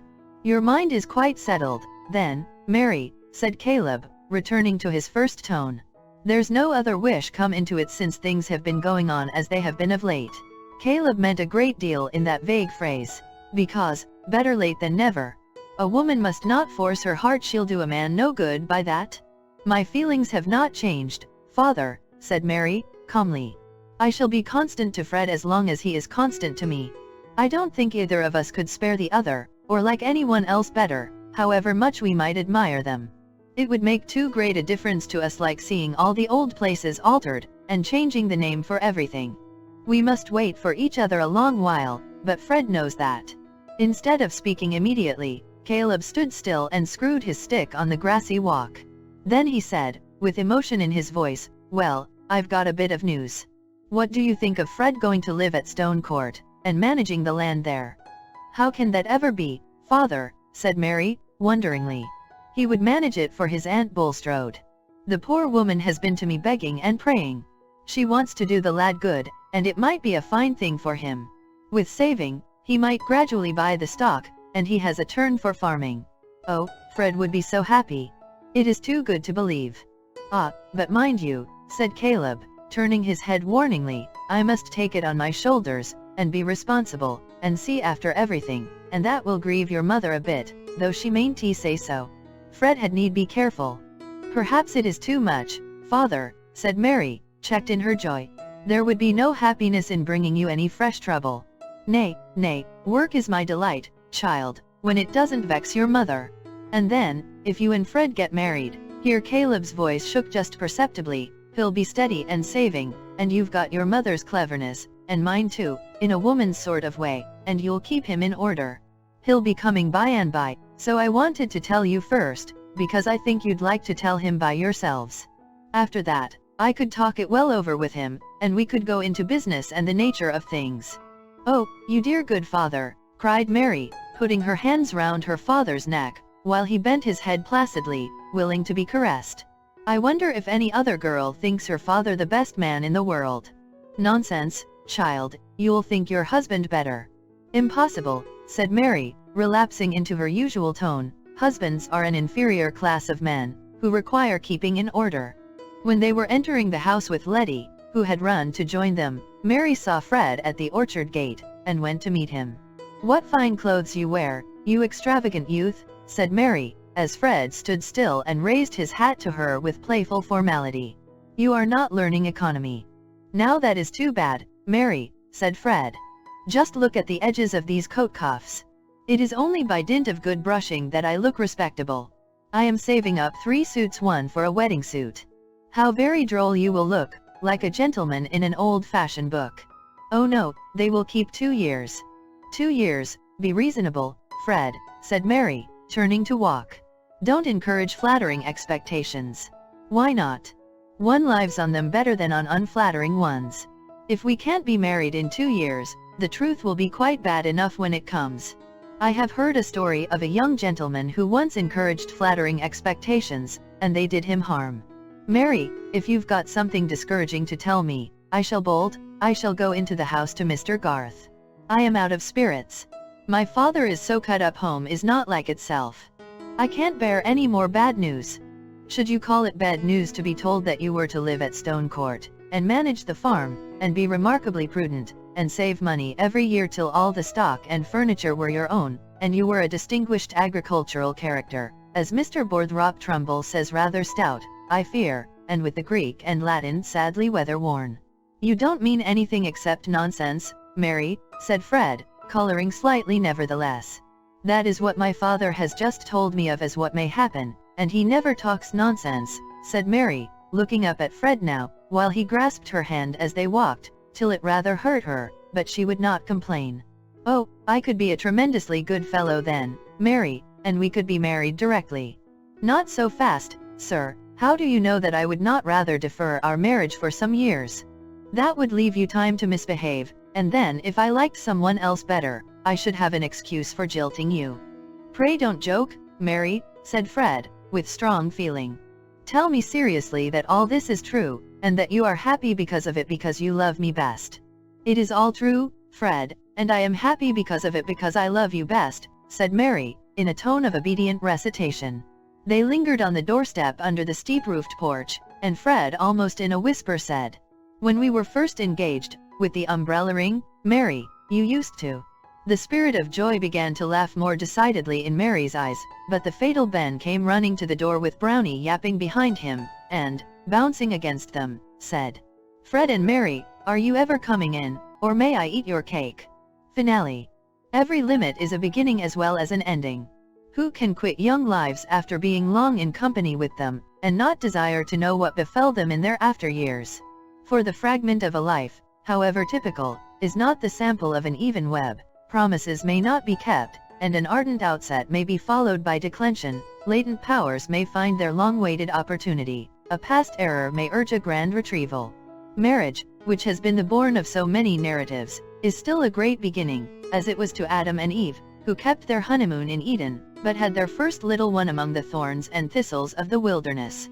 It is still the beginning of the home epic, the gradual conquest or irremediable loss of that complete union which makes the advancing years a climax, and age the harvest of sweet memories in common. Some set out, like crusaders of old, with a glorious equipment of hope and enthusiasm, and get broken by the way, wanting patience with each other and the world. All who have cared for Fred Vincy and Mary Garth will like to know that these two made no such failure, but achieved a solid mutual happiness. Fred surprised his neighbors in various ways. He became rather distinguished in his side of the county as a theoretic and practical farmer, and produced a work on the cultivation of green crops and the economy of cattle feeding which won him high congratulations at agricultural meetings. In Middlemarch admiration was more reserved. Most persons there were inclined to believe that the merit of Fred's authorship was due to his wife, since they had never expected Fred Vincy to write on turnips and mangel wurzel. But when Mary wrote a little book for her boys, called Stories of Great Men, taken from Plutarch, and had it printed and published by Grip & Co., Middlemarch, everyone in the town was willing to give the credit of this work to Fred, observing that he had been to the university, where the ancients were studied, and might have been a clergyman if he had chosen. In this way it was made clear that Middlemarch had never been deceived, and that there was no need to praise anybody for writing a book, since it was always done by somebody else. Moreover, Fred remained unswervingly steady. Some years after his marriage he told Mary that his happiness was half owing to Fairbrother, who gave him a strong pull-up at the right moment. I cannot say that he was never again misled by his hopefulness. The yield of crops or the profits of a cattle sale usually fell below his estimate, and he was always prone to believe that he could make money by the purchase of a horse which turned out badly, though this, Mary observed, was of course the fault of the horse, not of Fred's judgment. He kept his love of horsemanship, but he rarely allowed himself a day's hunting, and when he did so, it was remarkable that he submitted to be laughed at for cowardliness at the fences, seeming to see Mary and the boys sitting on the 5-barred gate, or showing their curly heads between hedge and ditch. There were 3 boys. Mary was not discontented that she brought forth men children only, and when Fred wished to have a girl like her, she said, laughingly, "That would be too great a trial to your mother." Mrs. Vincey, in her declining years, and in the diminished luster of her housekeeping, was much comforted by her perception that 2 at least of Fred's boys were real Vinceys, and did not feature the Garths. But Mary secretly rejoiced that the youngest of the 3 was very much what her father must have been when he wore a round jacket, and showed a marvelous nicety of aim in playing at marbles, or in throwing stones to bring down the mellow pears. Ben and Letty Garth, who were uncle and aunt before they were well in their teens, disputed much as to whether nephews or nieces were more desirable, Ben contending that it was clear girls were good for less than boys, else they would not be always in petticoats, which showed how little they were meant for, whereupon Letty, who argued much from books, got angry in replying that God made coats of skins for both Adam and Eve alike. Also it occurred to her that in the East the men too wore petticoats. But this latter argument, obscuring the majesty of the former, was one too many, for Ben answered contemptuously, "The more spoonies they," and immediately appealed to his mother whether boys were not better than girls. Mrs. Garth pronounced that both were alike naughty, but that boys were undoubtedly stronger, could run faster, and throw with more precision to a greater distance. With this oracular sentence Ben was well satisfied, not minding the naughtiness, but Letty took it ill, her feeling of superiority being stronger than her muscles. Fred never became rich. His hopefulness had not led him to expect that, but he gradually saved enough to become owner of the stock and furniture at Stone Court, and the work which Mr. Garth put into his hands carried him in plenty through those bad times which are always present with farmers. Mary, in her matronly days, became as solid in figure as her mother, but, unlike her, gave the boys little formal teaching, so that Mrs. Garth was alarmed lest they should never be well grounded in grammar and geography. Nevertheless, they were found quite forward enough when they went to school, perhaps, because they had liked nothing so well as being with their mother. When Fred was riding home on winter evenings he had a pleasant vision beforehand of the bright hearth in the wainscoted parlor, and was sorry for other men who could not have Mary for their wife, especially for Mr. Fairbrother. "He was 10 times worthier of you than I was," Fred could now say to her, magnanimously.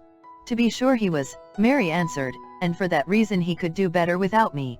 But you, I shudder to think what you would have been a curate in debt for horse hire and cambric pocket handkerchiefs." On inquiry it might possibly be found that Fred and Mary still inhabit Stone Court, that the creeping plants still cast the foam of their blossoms over the fine stone wall into the field where the walnut trees stand in stately row, and that on sunny days the 2 lovers who were first engaged with the umbrella ring may be seen in white-haired placidity at the open window from which Mary Garth, in the days of old Peter Featherstone, had often been ordered to look out for Mr. Lydgate. Lydgate's hair never became white. He died when he was only 50, leaving his wife and children provided for by a heavy insurance on his life. He had gained an excellent practice, alternating, according to the season, between London and a continental bathing place, having written a treatise on gout, a disease which has a good deal of wealth on its side. His skill was relied on by many paying patients, but he always regarded himself as a failure. He had not done what he once meant to do. His acquaintances thought him enviable to have so charming a wife, and nothing happened to shake their opinion. Rosamond never committed a second compromising indiscretion. She simply continued to be mild in her temper, inflexible in her judgment, disposed to admonish her husband, and able to frustrate him by stratagem. As the years went on he opposed her less and less, whence Rosamond concluded that he had learned the value of her opinion. On the other hand, she had a more thorough conviction of his talents now that he gained a good income, and instead of the threatened cage in Bride Street provided one all flowers and gilding, fit for the bird of paradise that she resembled. In brief, Lydgate was what is called a successful man. But he died prematurely of diphtheria, and Rosamond afterwards married an elderly and wealthy physician, who took kindly to her 4 children.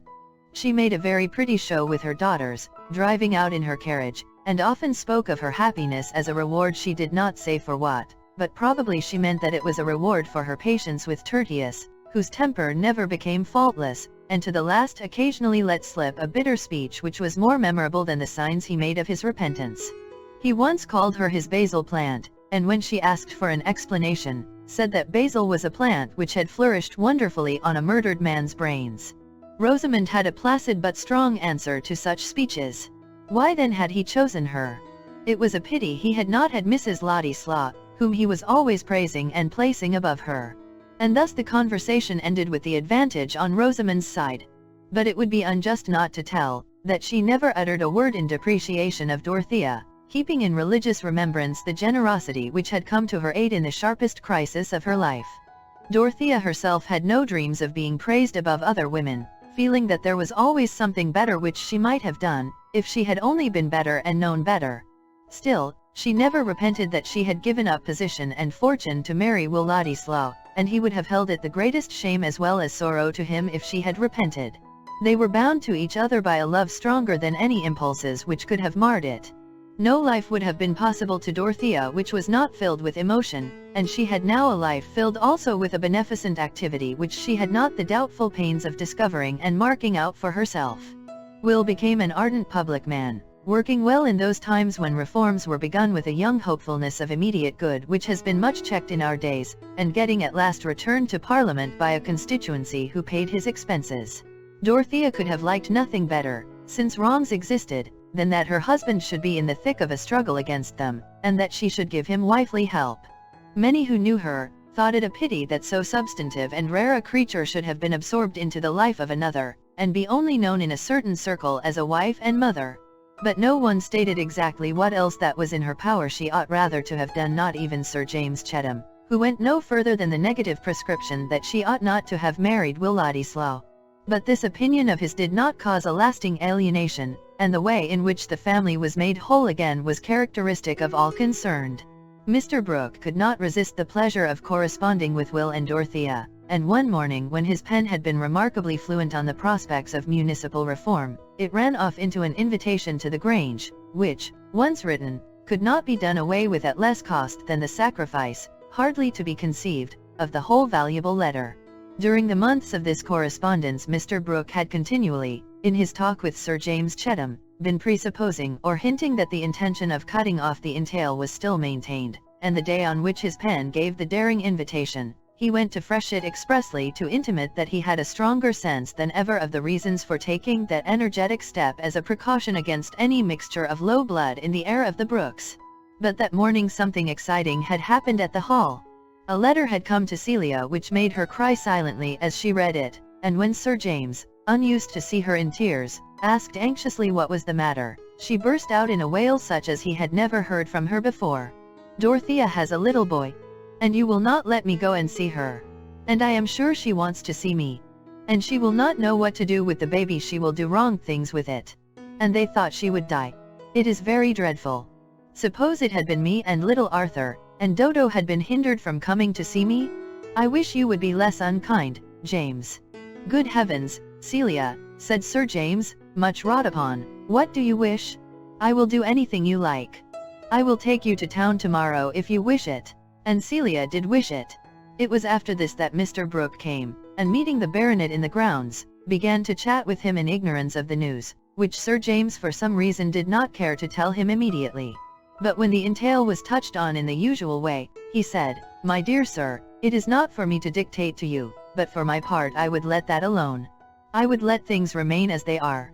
Mr. Brooke felt so much surprised that he did not at once find out how much he was relieved by the sense that he was not expected to do anything in particular. Such being the bent of Celia's heart, it was inevitable that Sir James should consent to a reconciliation with Dorothea and her husband. Where women love each other, men learn to smother their mutual dislike. Sir James never liked Ladislaw, and Will always preferred to have Sir James's company mixed with another kind. They were on a footing of reciprocal tolerance which was made quite easy only when Dorothea and Celia were present. It became an understood thing that Mr. and Mrs. Ladislaw should pay at least 2 visits during the year to the Grange, and there came gradually a small row of cousins at Freshet who enjoyed playing with the two cousins visiting Tipton as much as if the blood of these cousins had been less dubiously mixed. Mr. Brooke lived to a good old age, and his estate was inherited by Dorothea's son, who might have represented Middlemarch, but declined, thinking that his opinions had less chance of being stifled if he remained out of doors. Sir James never ceased to regard Dorothea's second marriage as a mistake, and indeed this remained the tradition concerning it in Middlemarch, where she was spoken of to a younger generation as a fine girl who married a sickly clergyman, old enough to be her father, and in little more than a year after his death gave up her estate to marry his cousin young enough to have been his son, with no property, and not well born. Those who had not seen anything of Dorothea usually observed that she could not have been a nice woman, else she would not have married either the one or the other. Certainly those determining acts of her life were not ideally beautiful. They were the mixed result of young and noble impulse struggling amidst the conditions of an imperfect social state, in which great feelings will often take the aspect of error, and great faith the aspect of illusion. For there is no creature whose inward being is so strong that it is not greatly determined by what lies outside it. A new Teresa will hardly have the opportunity of reforming a conventual life, any more than a new Antigone will spend her heroic piety in daring all for the sake of a brother's burial. The medium in which their ardent deeds took shape is forever gone. But we insignificant people with our daily words and acts are preparing the lives of many Dorotheas, some of which may present a far sadder sacrifice than that of the Dorothea whose story we know. Her finely touched spirit had still its fine issues, though they were not widely visible. Her full nature, like that river of which Cyrus broke the strength, spent itself in channels which had no great name on the earth. But the effect of her being on those around her was incalculably diffusive, for the growing good of the world is partly dependent on unhistoric acts, and that things are not so ill with you and me as they might have been, is half owing to the number who lived faithfully a hidden life, and rest in unvisited tombs. The end.